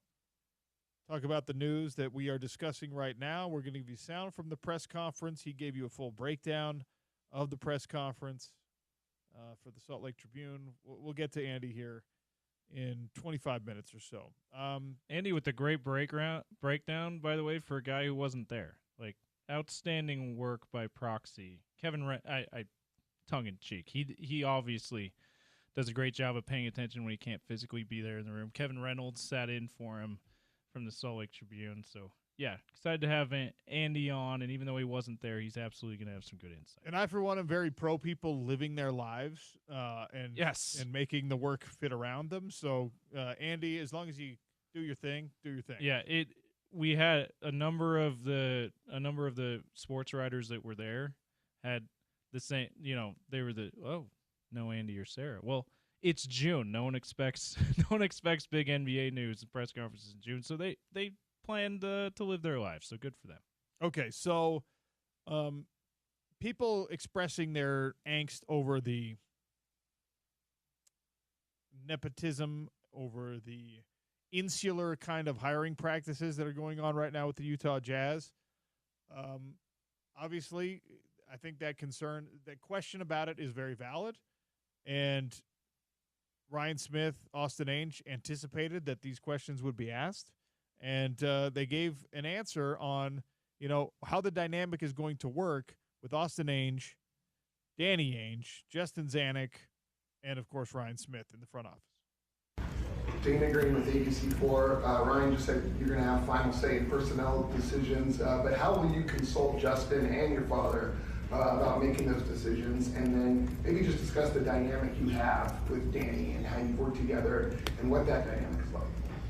Yeah, I mean, I plan on including DA, Justin, Will, and lots of people here, everyone. Like this is a team sport, both downstairs and upstairs, right? This is a team thing. Ryan will be super involved in everything, of course.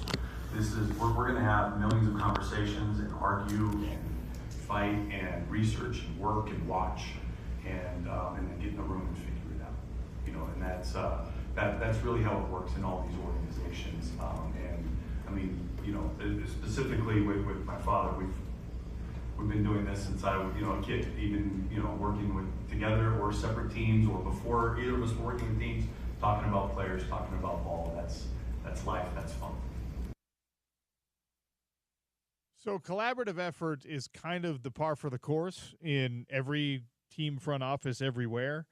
A clear hierarchy of choice, hierarchy, chain of command, that's what I'm looking for, is I think important and does potentially get a little more convoluted when you're talking about a father-son relationship, whatever. But at the end of the day, they're going to have to figure out how to make this work. And we don't have any reason to believe it's not going to work in the favor of the Utah Jazz yet.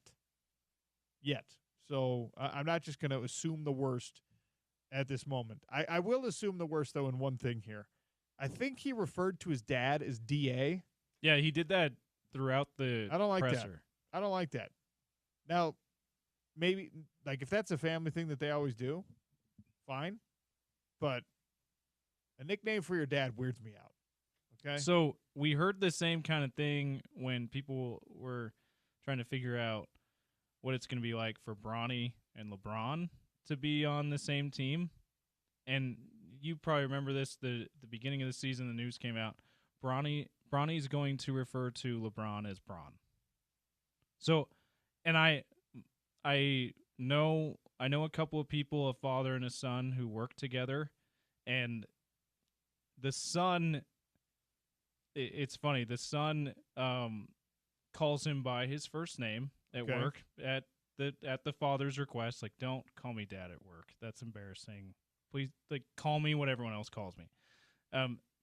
To the point where when I'm over at their house, which I've been a few times, he will call his dad by his first name at home because he's used to calling him that way at work when normally he would say dad. So that's what I thought of was the Bronny and Bron thing and my personal experience with these other two people to go. Then I went, I wonder if that's an intentional, I don't want to call you Danny. you don't want me to call you Dad, probably. So they came up with DA. So we're gonna come up with what some other people call you, which is DA. Well, you've eliminated my grievance, and I'm kind of unhappy that you did. But yeah, I mean that is, I used to babysit. We had some next door neighbors when I was a kid. I used to babysit them, and they referred, like, at age 6 and 8, they referred to their parents by their first name. That's weird. Which I found it very off-putting. Disrespectful, even. Yeah. Like, don't call your dad Dennis. Stop it. You're 6. Call him Dad. It would drive me nuts. But I have a brother-in-law who refers to his parents by their first name, even when they're not around. Interesting.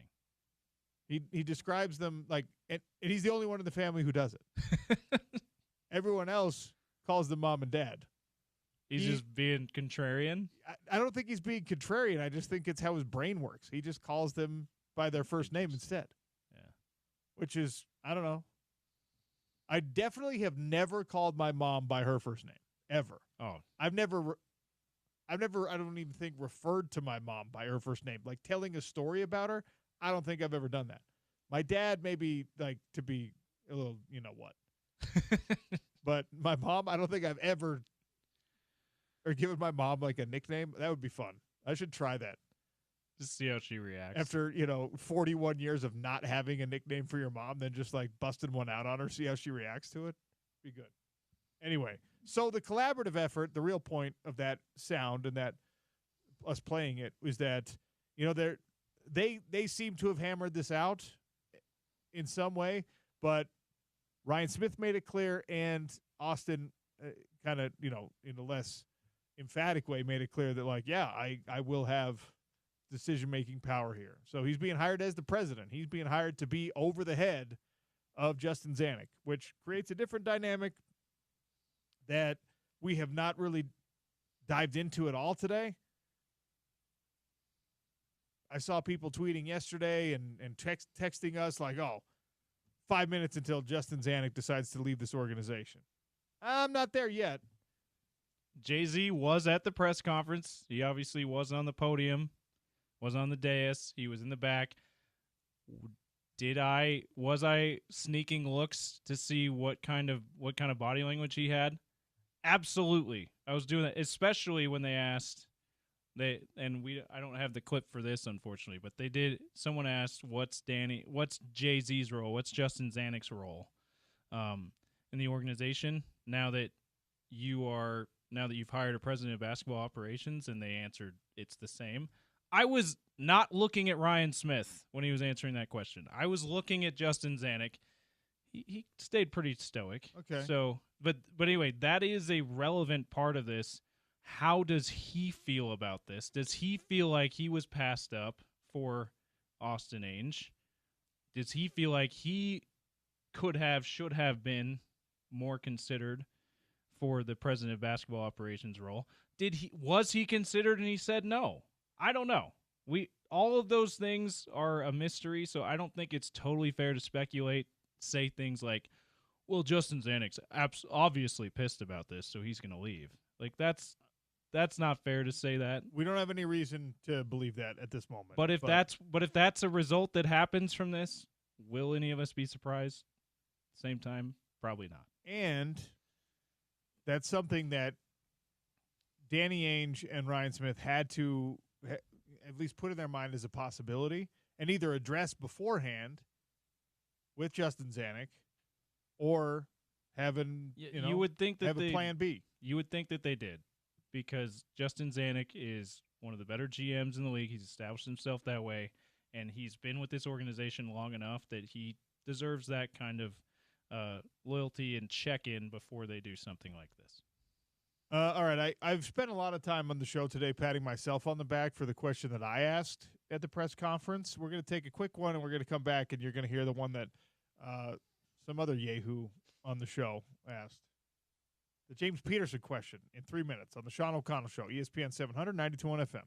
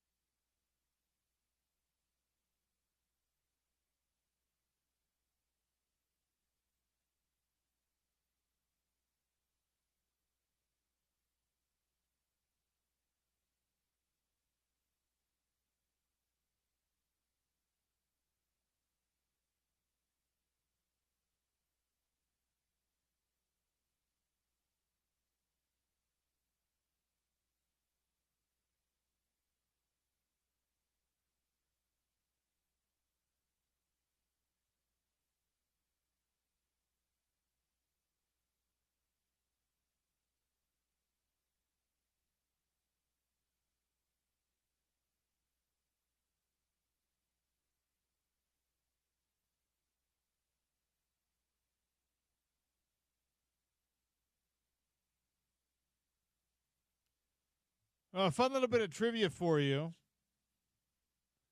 as we'll get back into the discussion of the Utah Jazz introductory press conference of Austin Ainge. Andy Larson is going to join us in 10 minutes. We got some more sound on that before we get to Andy Larson, but kind of a weird little water cooler fact for you, James. So Deion Sanders, coaching his first major college football game, played against, do you know which team? When he had moved from FCS football to FBS football. Do you know who was they it played? Miami? It was TCU. Okay. Because that Miami Florida State game's near the beginning of the year most years, so that's why. No. Coaching. Oh, coaching. My bad. Yes. He coached. I thought you played against. Yeah, I thought you meant as a player. Yes, he coached against TCU. Yes, I do remember that. Bill Belichick is putting on a college football hat for the first time and will be coaching his first Power 4 college football game as head coach of North Carolina. Do you know against which team? The TCU again? Isn't that wild? That is wild. I hadn't realized I'm not up on North Carolina's football schedule, so. Yeah, Sonny Dykes was like, I don't know how we managed to do this. And is it in Fort Worth? I don't know where this one's at. But either way would be a circus again for Sonny Dykes to have to navigate as the opposing team. And you remember that was a big upset win. That was yes. That was after you had made an appearance in the national championship game. Of course, that TCU team was completely different. But everyone had moved on. They were not near the same expectations that team had the year before, and they didn't even have those preseason expectations preseason. But anyway, they were ranked. Though. They were saying, this is last year's runner-up, and you're taking on Deion. Yeah. So it was already a circus. And a top 25 team, not top 10, like they would have been if they returned a lot of those players that went to the national championship game, no doubt. But still, top 25 team on the road. Yeah, that was at the moment. In that moment, it felt like a huge win. This one will be at North Carolina. North Carolina opens up at home. So Sonny Dykes against Bill Belichick at Kenan Memorial Stadium. I wonder if he prefers that, not to have to deal with that same kind of circus at home again. You'd much rather deal with the circus at home than on the road. You probably would. Yeah, you probably would. Yeah. Then the 700 interviews you're doing instead of like 3 are in your office. Yeah, that's true. When you're on the road, it's just that everything's unfamiliar. Going to be at the hotel room. They don't play North Carolina every year, so it's a completely unfamiliar. It's just a random thing. It's like, this is TCU's Wyoming game this year. Yeah, where it's like, why are we doing this? And how did we end up? Because obviously, when the game was scheduled, there was no Bill Belichick coaching at North Carolina. So TCU and Sonny Dykes. With the ignominious honor of welcoming the college football circus in 2 out of 3 years. Pretty wild. You know what would be crazy if Colorado played North Carolina this year just by happenstance. They don't, right? But I feel like we would have heard about it if they did. But that would be crazy if that happened too. But it's not. Just a hypothetical out there. The North Carolina schedule is TCU, Charlotte, Richmond, go Spiders, and UCF for the non-conference. Yeah, 2 Big 12 teams in the non-conference. That's interesting. Is Still there an weird. alliance going on? Don't do that, James. Also on North Carolina's schedule, of course, the traditional regional rivalry, Cal and Stanford both on the schedule this year for the Tar Heels. In the Any Coast Conference. Ugh! Why? All right. James, play the question that you asked. We're delivering on the tease. I love this. I like that. James Peterson, ESPN 700. There's a perception, Austin, that there's certain ways you can't build a team in Utah, which I'm sure you're aware of that perception. You obviously had a lot of success building it the way you did in Boston, you and your team there. That said, how much of how you went about roster construction there do you feel like you can duplicate here in Utah? I think it's the same. honestly. I think this is a great place, and I think you build it the right way. Like I said, stacking good decisions over and over and over. And players want hope. They want to win. They want great culture. They want great coaching. They want great teammates. So that's what we have to give them. Is it the same? He said, honestly, I think it's the same. Is it the same building a team in Boston as it is in Salt Lake City? It's not. I think it is. You think it is? Because look what's going on with Oklahoma City right now. Look what's going on with Indiana right now. Minnesota. We went through this at the start of the conference finals. Yeah. Right now, today, I think he's right. I think that, by the way, Boston, to keep their roster together, don't they have to spend $500 million? Changes are coming to that roster. Now, does that mean Jaylen Brown's on the way out? The way that's been speculated, I don't know about that. Does that mean Drew Holiday's gone? Does that mean Kristaps Porzingis is gone? Does that mean any of those four or a couple of those core four players for them are on their way out? Not sure about that. But guys like Peyton Pritchard, who won Sixth Man of the Year, they probably would elect not to pay him the more money that he's going to be asking for because he's now Sixth Man of the Year and a really good bench player. And by the way, they don't have to get rid of anyone. No, they don't. They could say, well, I'll pay $500 million in luxury tax, not even including like the actual salaries, just to make sure that we can keep our championship window open. Yeah. They're the ones who they have the books, right? They get to see, hey, man, we actually made $1 billion off winning a championship. So a $500 million investment that we think is going to pay off in another championship, let's go ahead and make that. It seems like a stretch to me, but when you asked the question, a good question, what you didn't leave in the sound there was the uproar and the applause from the gathered media when you said James Peterson from ESPN 700. Felt a little crass to leave that in. Yeah. I'll be honest with you. No, you leave it in, James. Stop it. But when he says, no, I think it's the same, like on some levels it is. Obviously, it's not Boston. But by the way, Boston, they don't attract free agents year in and year out.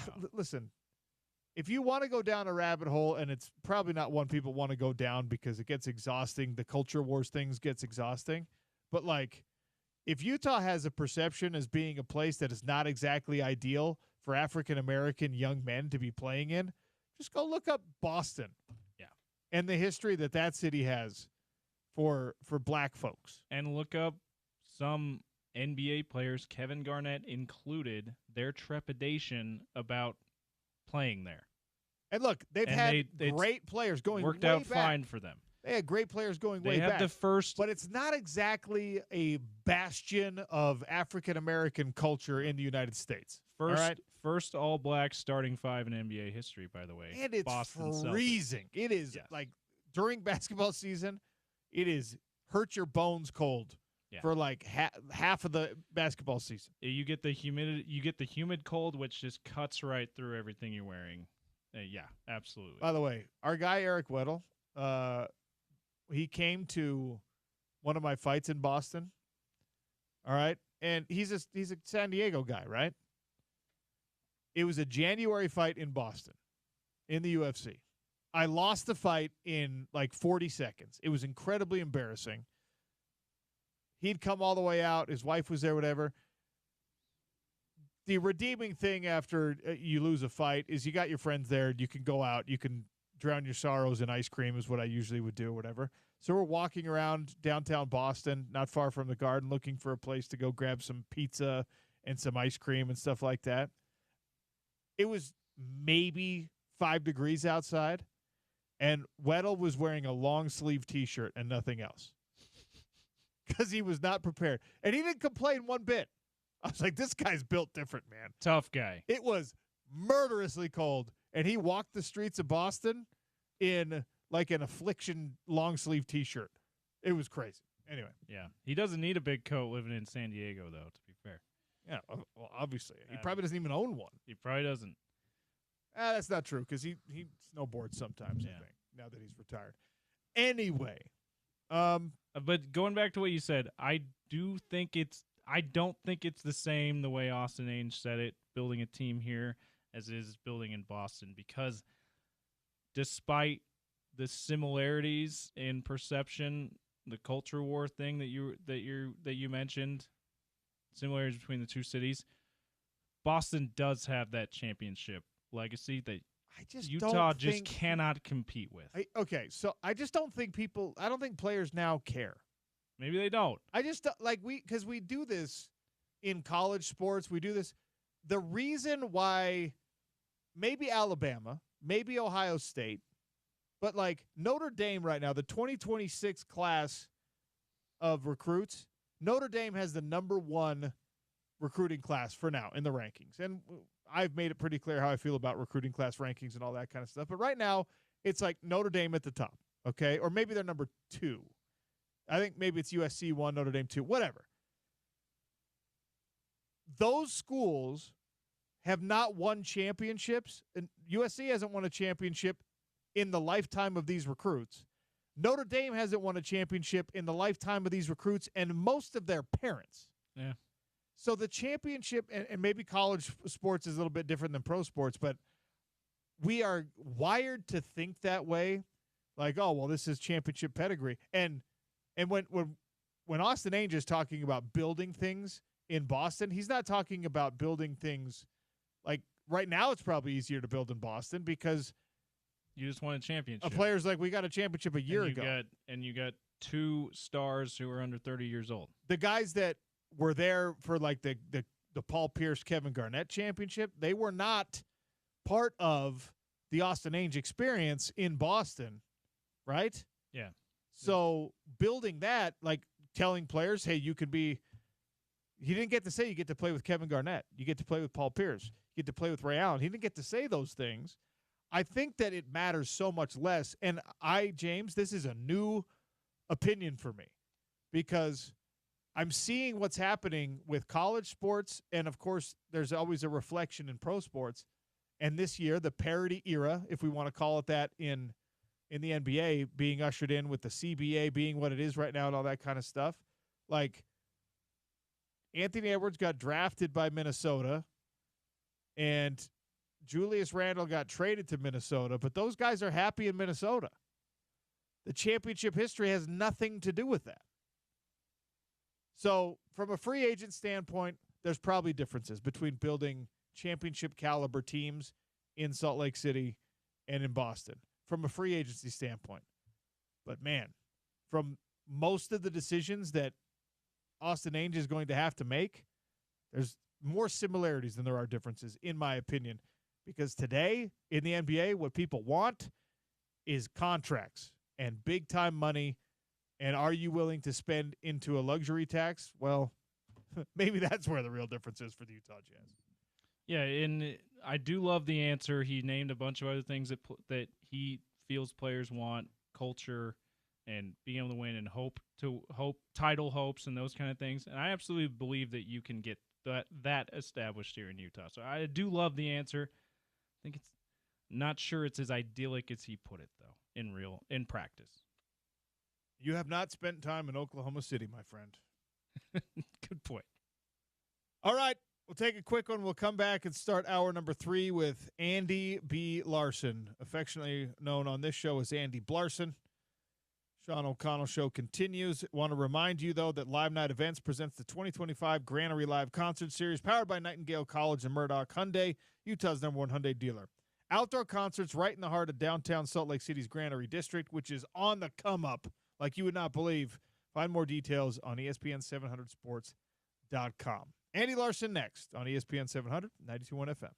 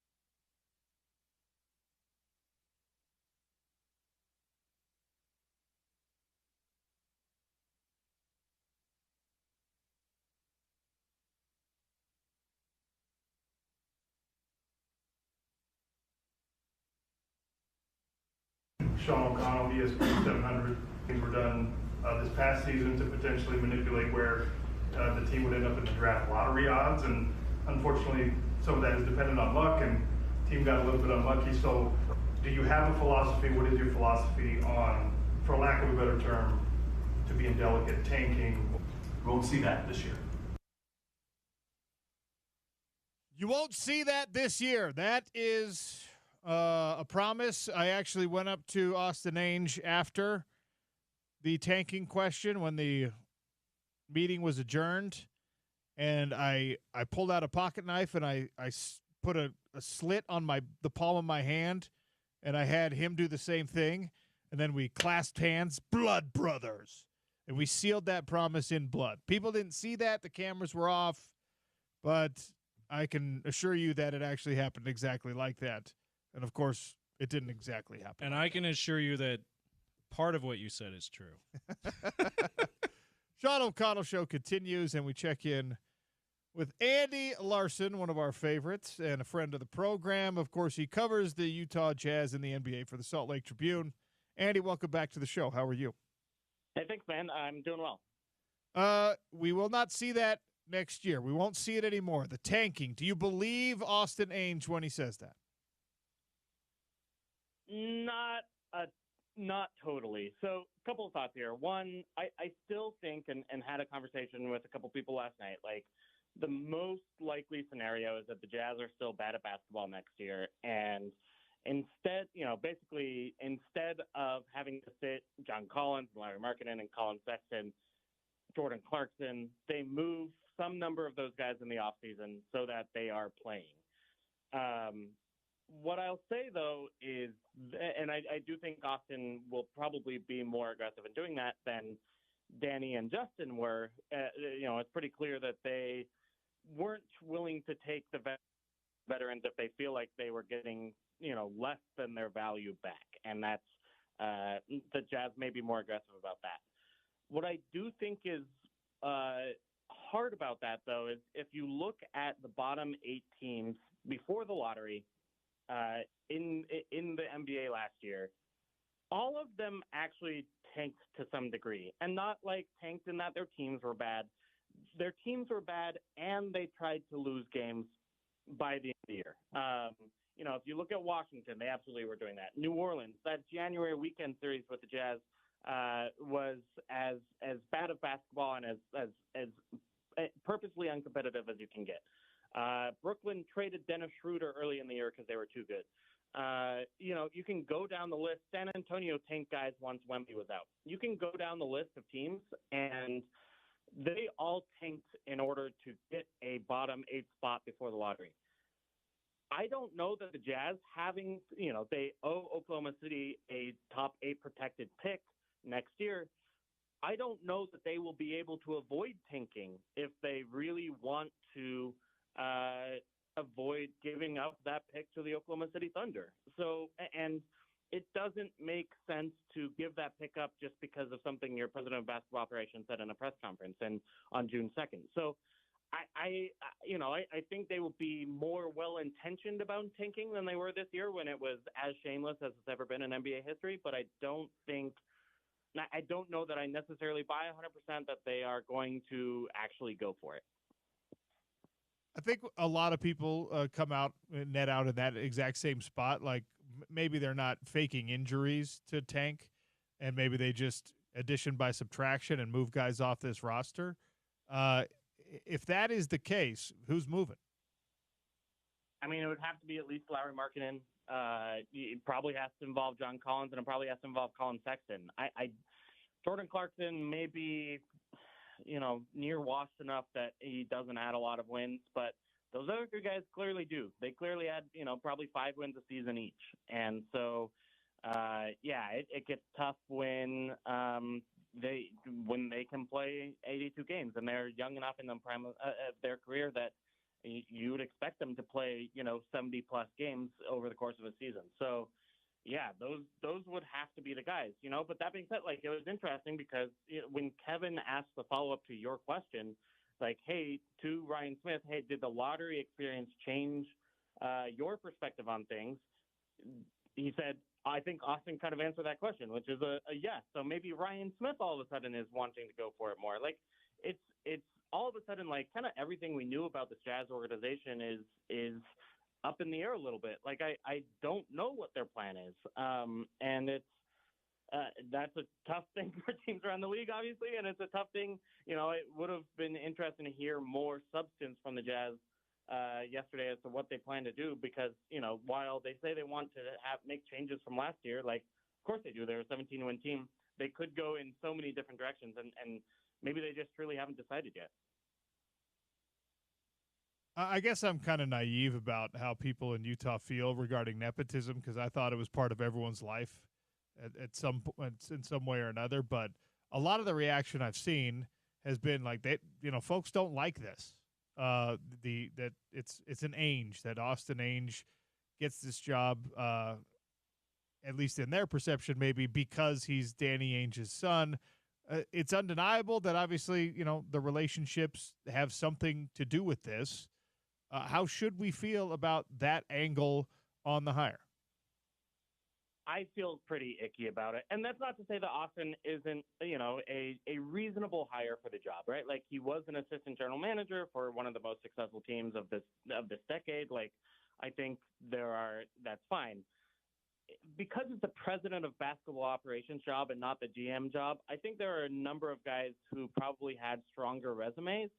And then, frankly, you should have opened it up for a job interview. Like, look, even if you want to hire Austin Ainge, even if, whatever, you think that he has just the incredible qualities that, you can't find anywhere else on the marketplace, the team still should have interviewed people for the president of basketball operations job, just to learn about them, just to try to get intel, just to understand how their brains work, just to establish relationships, there are so many other reasons why you go through an interview process besides just picking the guy to hire. So that it seems like, as Ryan explained it, one day, was thinking about Austin, and one day called him and was like, hey, we want to offer you the job, is not the way efficient, well-run organizations do things.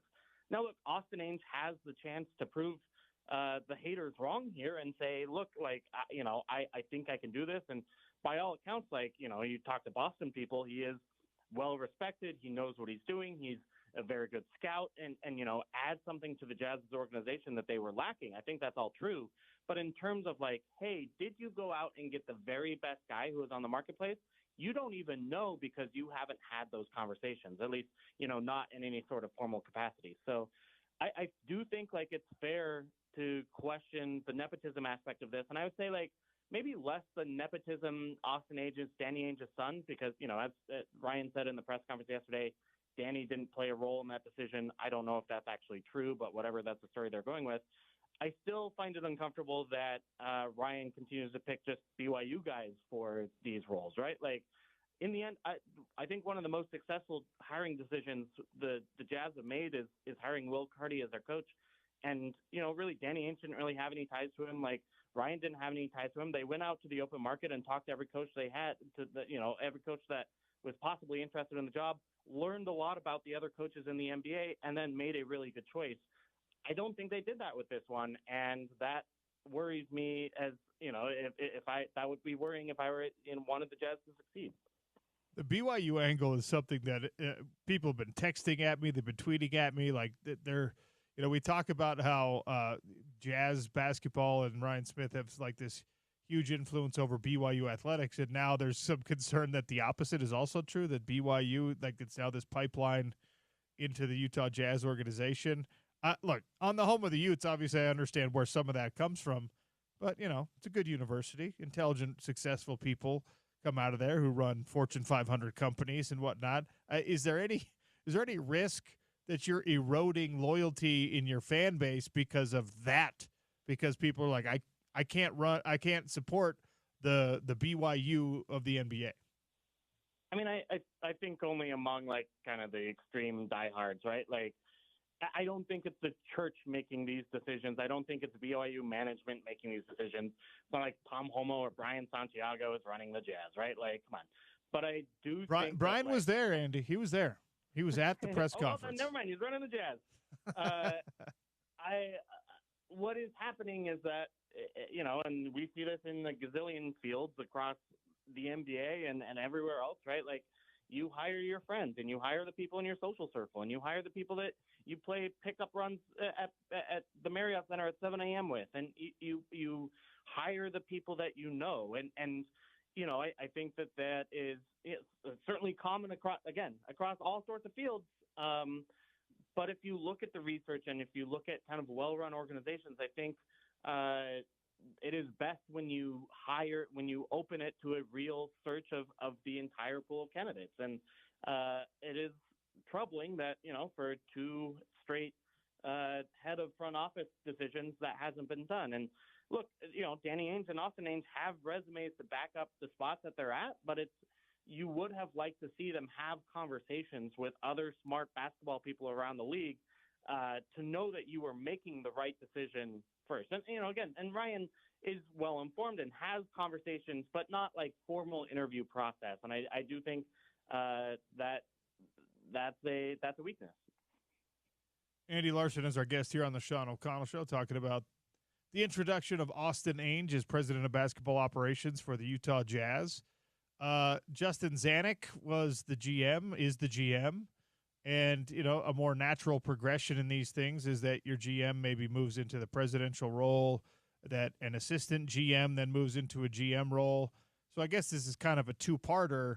Is Austin Ainge leapfrogging that GM role a bridge too far? And what does it mean for Justin Zanuck that, he now has somebody who was, I guess, below him on the ladder at one point, is now his boss? Yeah, it's a bad sign, right? Like if this happens in any industry, you see that it's everyone wants the top job at running a team, right? And Ryan could not have been more clear that it's not Justin Zanuck anymore. It's Austin Ainge's organization, and everyone else is kind of helping with that. So, it's a really big bummer for Justin Zanuck. Justin, from what I hear, is taking it positively and is like, hey, it's saying all the right things. And I do actually think, privately he thinks these things as well. Like he does see it as additive to the organization, but like it is disappointing. Like there's no doubt about that. And I think he likes living in Utah and likes his family here and so on and so forth. But it's the kind of thing that makes you want to look around to see, hey, if my opportunity to run a team isn't going to be in Utah, where is it going to be? Now, I think Justin's track record is up and down. I think there's some really good things and some really iffy things in that track record that don't necessarily mean that like he's a shoo-in for a president of basketball operations spot for another team. But this was a little bit of a repudiation of Justin Zanuck's tenure. I mean, maybe that's strong, but like if Ryan Smith thought Justin Zanuck was the guy, he would have just promoted him. It would have been the easier thing to do. It would have been the logical thing to do. And it's pretty clear that Ryan doesn't have that trust in Justin Zanuck. And maybe that's fair given the draft decisions. Maybe that's fair given what's happened with the team over the last few years. But it's definitely a signal then. It's hard to take it any other way. Speaking of draft decisions, right? I mean, they've got to make one pretty soon, and now Austin Ainge has to make one within 3 weeks of taking this new job. As he mentioned in the press conference yesterday, he's already been part of player evaluation processes in Boston. Number 5 is a lot different than the Boston pick, et cetera. But does this markedly change what happens with the Utah Jazz at number 5 in this upcoming draft in your mind? I don't know. I think it's pretty clear Austin will be making kind of the final call on that. And it's hard to know because he hasn't run a team before what his priorities are in scouting. Like, are they the same as his father's or not? I think is a open question. I think you can say like from the Jazz's last few drafts that they've prioritized good high school prospects who may have struggled or not impressed a ton in their college freshman years. We'll see if that continues. It's just hard to know, there's no precedence for, Austin Ainge running a draft before. So Yeah, I mean, we'll see. I don't have any sense of kind of who they're favoring there. I hear a lot of league-wide talk about there are a lot of doubters on Ace Bailey. There are a lot of supporters of VJ Edgecombe. There are people who like Conka Nipple. There are people who like Trey Johnson. There are people who even like Jeremiah Fears. It's hard to know what they'll do. I think we will learn a little bit more about that in the next 3 weeks, and then of course the Jazz have to worry about the 21 pick and 2 picks in the 40s as well. But and the end of the second round. But it's an interesting situation, to be sure, to put in a new GM kind of 3 weeks before the draft begins and really ask him to study the top 5 guys to the same degree that he was studying maybe the rest of the draft, with that time frame. So as you're hearing those conversations around the league, and it is fascinating how there does not appear to be much consensus beyond 2, and I guess we've seen that over the years. And you've been looking into these things yourself. Is there a favorite for Andy Blarson? I need to do my final draft stat projections. I'll tell you what. So I screwed up last year, right? I thought Cody Williams was as good as the Jazz thought Cody Williams was. I thought Cody Williams was an excellent pick at number 10 because I liked kind of what he was theoretically, right? A long wing who is, plays the game the right way, doesn't fit himself, doesn't try to take too many shots, can defend a little bit, passes the ball well, et cetera, et cetera. And I was like, okay, great, Cody Williams, cool. And then Cody Williams went out and had the worst rookie season in the last 20 years of NBA history. And that made me look really dumb and also made the Jazz look dumb. But mostly I feel that very much in my soul. So I am trying to do a better job of just going back to my roots, my analytical roots a little bit on this. And so I'm going to wait to reveal my draft board until I have my work done, if that makes sense. All right. That's fair. And now that I know you took that one so personally, I'm just going to randomly tweet the name Cody Williams at you. Just when I think you're feeling good about life, Andy, I'm just going to throw a Cody Williams out of context just to take you back to that dark place. Man, I feel guilty. And look, he's not totally a bust yet. He had a bad rookie year. Maybe he, figures it out. But the early numbers and the early impressions could not have gone worse for Cody Williams. We have another little basketball series starting here. You may have heard of it. It's the NBA Finals. And I'm hearing a lot of buzz about Indiana, good job beating New York. You got no shot against OKC. What are your feelings on this matchup? My feelings are mostly in that direction. I don't think that they have no shot. I think there are a couple different ways they can win that. Maybe the Pacers' pace forces the Thunder not to defend in the half court as much, and then they can get baskets that way. Maybe you see them, put really good defensive, put 2 on the ball on Shai Gilgeous-Alexander, ask the Thunder to score with their other guys and see if they can do it. But I just do think that the Thunder are a significantly better team, and that usually shows itself over the course of 7 games. I could see the series being close if things go well for the Pacers, if the shots fall, et cetera, et cetera. It's hard for me to imagine the set of circumstances that it would have to be in order for a Pacers win, unless one of the Oklahoma City, main guys goes down with an injury. They're just so good. They're so deep. They have so many defensive weapons. They seem to match up, I think, pretty well against what the Pacers do offensively. It's going to be it's going to be tough. And that's what's cool about the Thunder is that they just make every possession so tough on you. That's why they won as many games as they did in the regular season. And that's why, I think they should be considered favorites. So look, I'm probably with those people, although, we'll see what happens Thursday, game 1, if I am proven wrong again. How many days has it been since OKC played a game? Is that a problem? The rust versus rest? That's a good question. I mean, what has it? It's probably going to be. Is it a week? More than a week at this point? I have no idea. Time flies, man. Yeah, it'll be 8 days. It'll be 8 days. 8 days. Okay.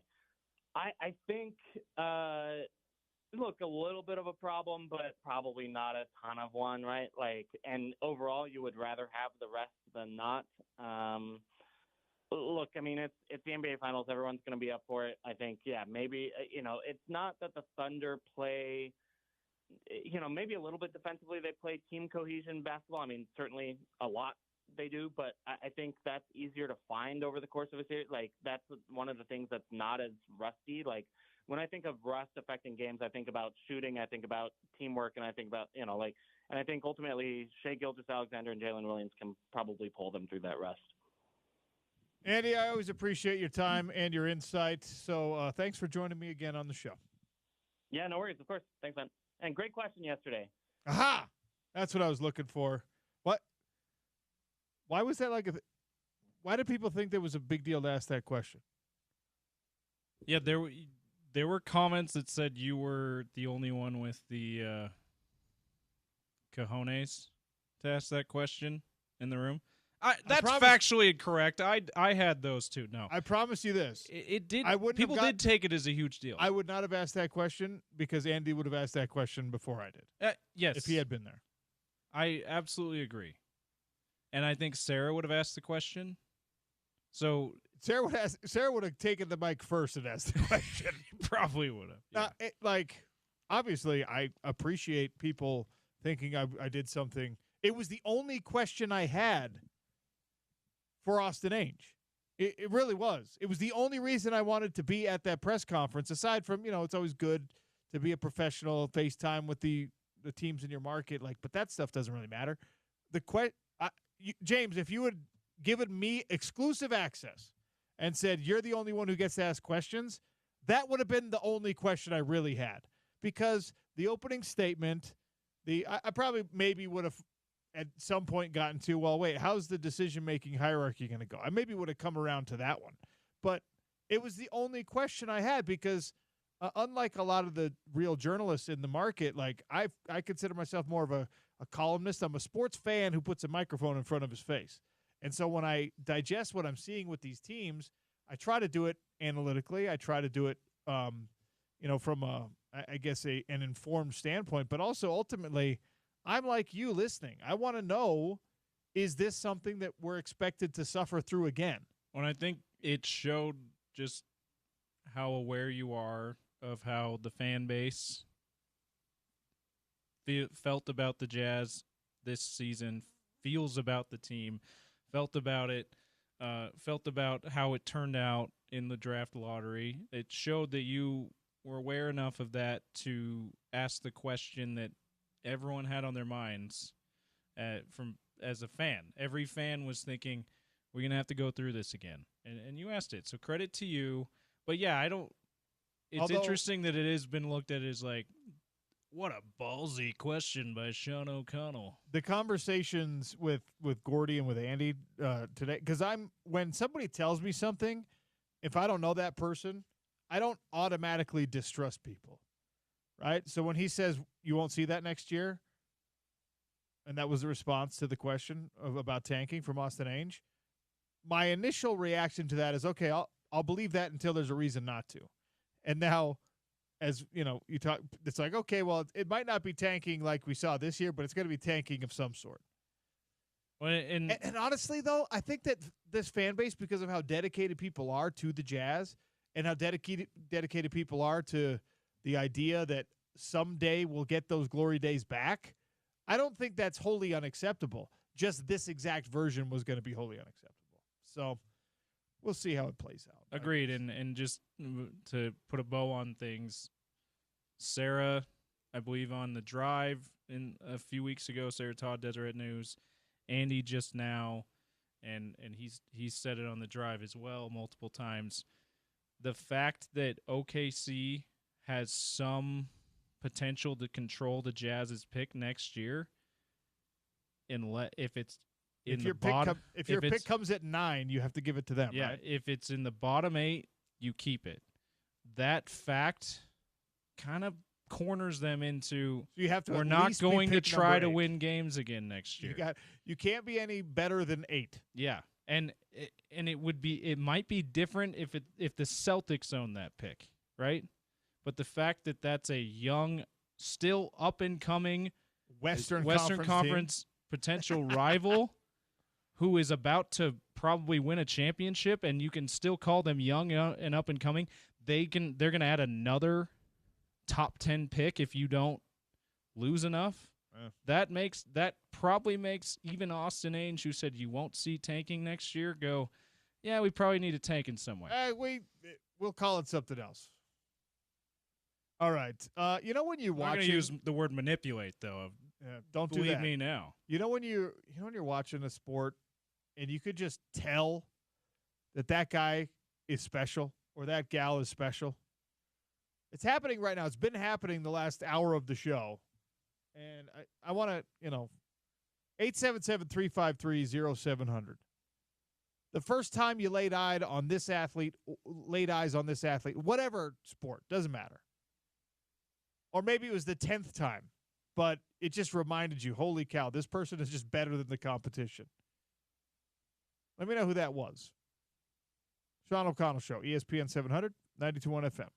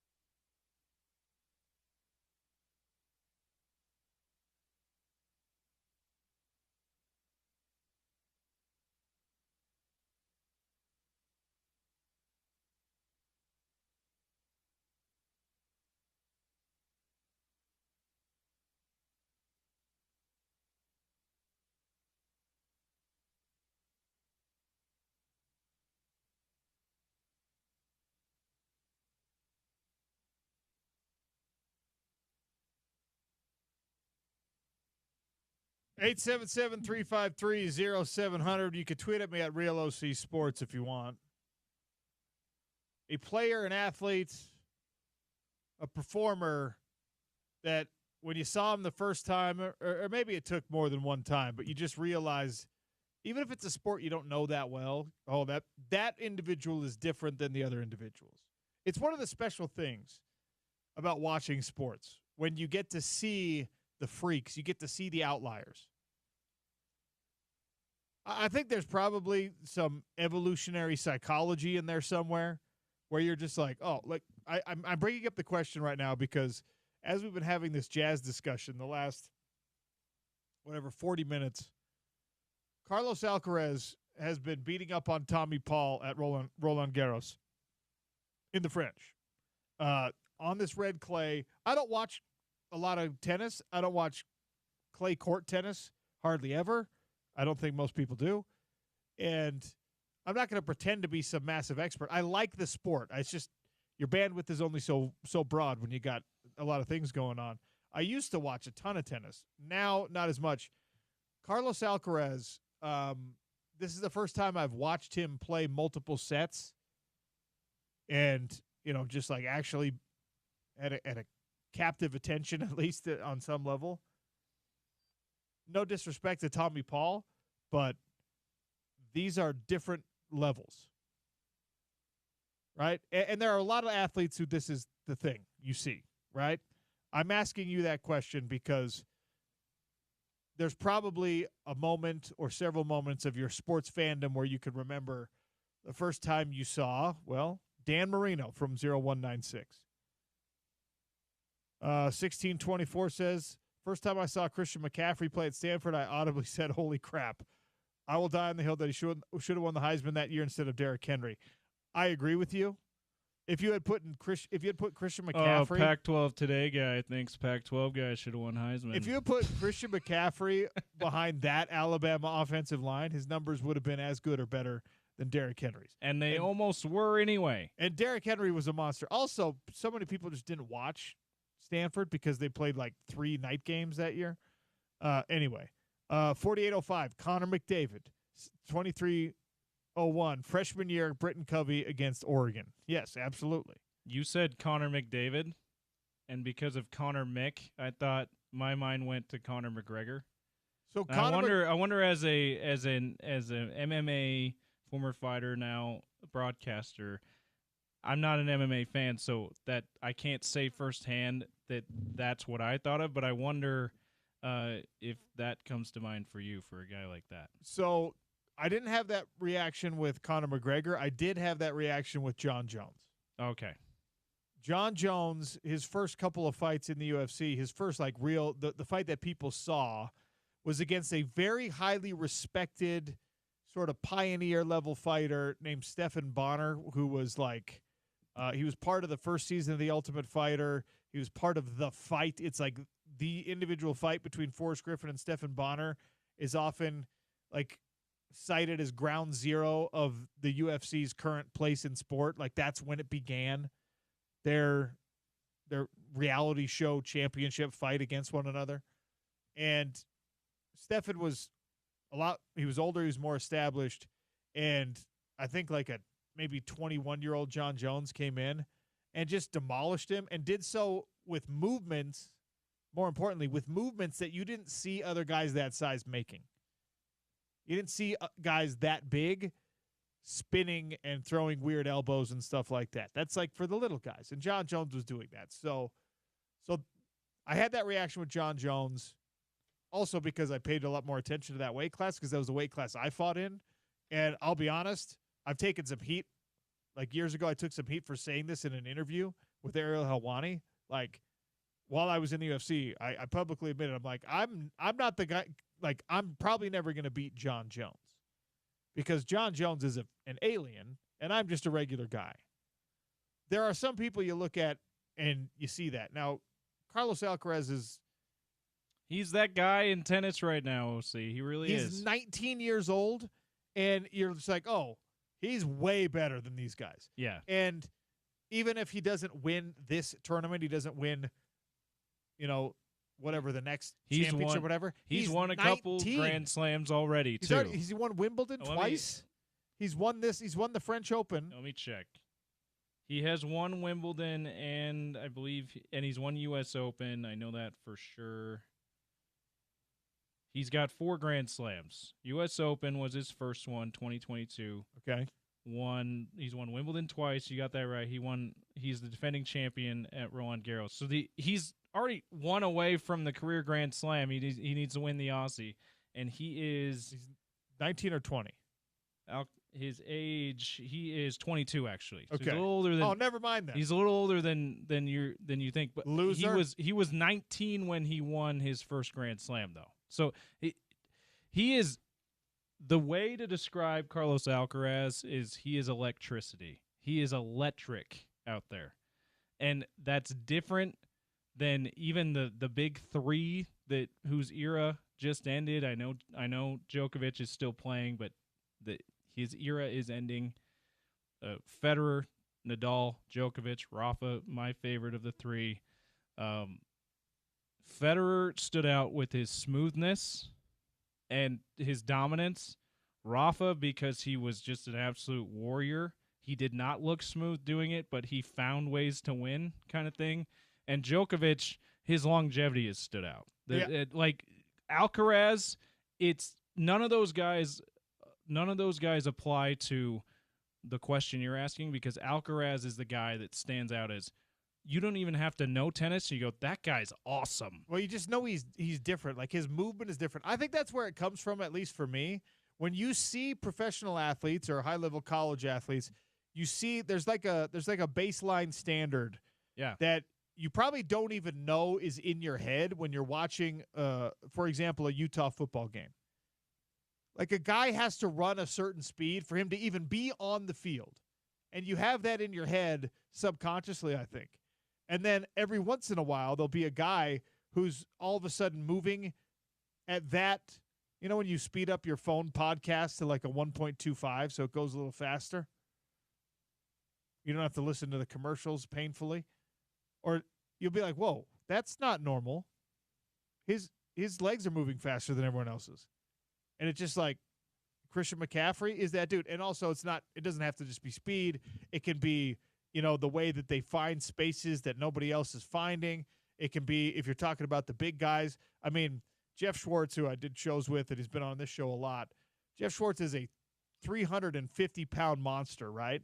And he would talk about Aaron Donald in like an almost reverent tone and in awe because of how ridiculous what Aaron Donald was able to do to men the size of Jeff Schwartz, right?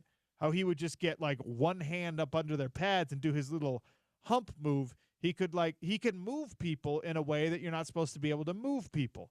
You can watch some fighters like Canelo Alvarez or Lomachenko. Some of these guys, they see the punches coming at them differently than anyone else does. And like Canelo especially, he'll do this thing where it looks like he's going to get hit. It looks like he is getting hit, but he kind of rolls away from the impact. So like the glove is touching his face, but instead of it, like a sharp impact, he turns his head and his shoulder in such a way that it's more of a grazing or more of a push than a punch. And it's absolutely insane what level of vision you have to have and reaction time you have to be able to do that. So these guys are just different. It's not unlike, to put a little comedic relief to what you just said, it's not unlike what Chuck tries to describe on guys. NBA players need to know how to fall. Have you seen him demonstrate by falling out of his setting up and falling? It became a bit on Inside the NBA, but he whenever like Zion Williamson got injured, he's like, man, these young players need to learn how to fall, man. And then they're like, well, show us. He stood up and he fell down and literally went out of his way to fall on his butt instead of bracing it with his arm. What you just described sounds like it in a very unrelated way. Sounds like what Chuck's trying to describe to young players. Like, don't take a hit without destroying your body. Well, this is Tua Tagovailoa did this. Like, he went. So in martial arts, it's a real thing. It's called a break fall. In judo specifically, or in wrestling, you know how to fall so you don't get hurt. Anyway, watching a little Roland Garros, and that struck me as one of those things. Ty Jordan, Michael Phelps, Tiger Woods, those guys all coming in. Ty Jordan's a good one in his short run there. Yeah. He definitely looked different. LeBron James, 92-31 says high school game the 2018 Alabama football team. Saw them play in person. That whole team was different. Cooper Flagg in high school says 2186. So examples all over the place. All right, last break, and then we'll do some crosstalk with Spence Checketts next. It's the Sean O'Connell Show on Utah's #1 sports talk, ESPN 700, 92.1 FM.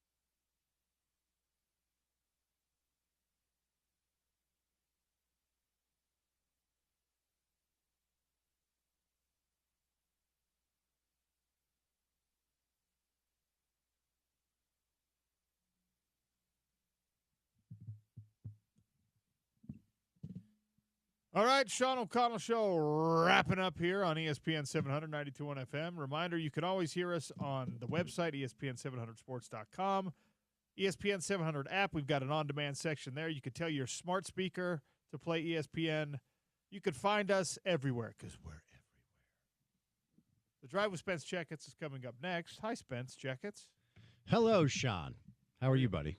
Good. Great. You asked a good question at the press conference yesterday, albeit a little indelicate, if I'm honest.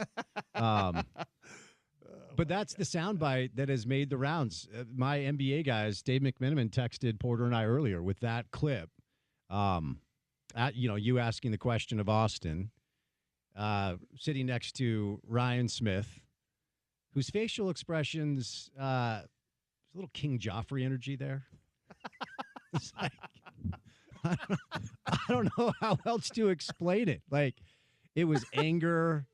It was this insolent peasant has asked a question I did not want to hear. That's what I'm like, he looks like King Joffrey. He looks like he is disgusted with this line of questioning, even though it was a very fair question that somebody had to ask. Okay, I didn't notice that until somebody retweeted it and I saw the video. Mm-hmm. And I am not adversarial with Ryan Smith. I love that he brought us a hockey team. Sure. It's his multi-billion-dollar investment on these teams. Like, he gets to do what he wants. I really was bothered that he could be bothered by something. It's not a baseless accusation. Not at all. You tanked. We know you tanked. Yeah. And beyond that, we were on board with it. Sure. Hoping that we would get Cooper flagged. Mm-hmm. It didn't work out. Yeah. I want him on the show desperately. I want him in that seat desperately to be like, dude, why did you make this face? Yeah. Tell me why. I mean, that'll never happen. But, you cannot, in my opinion, in that position, you cannot be delusional enough.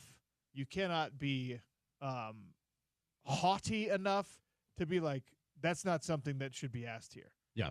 Or that's not something we did. No one should know that that's what happened.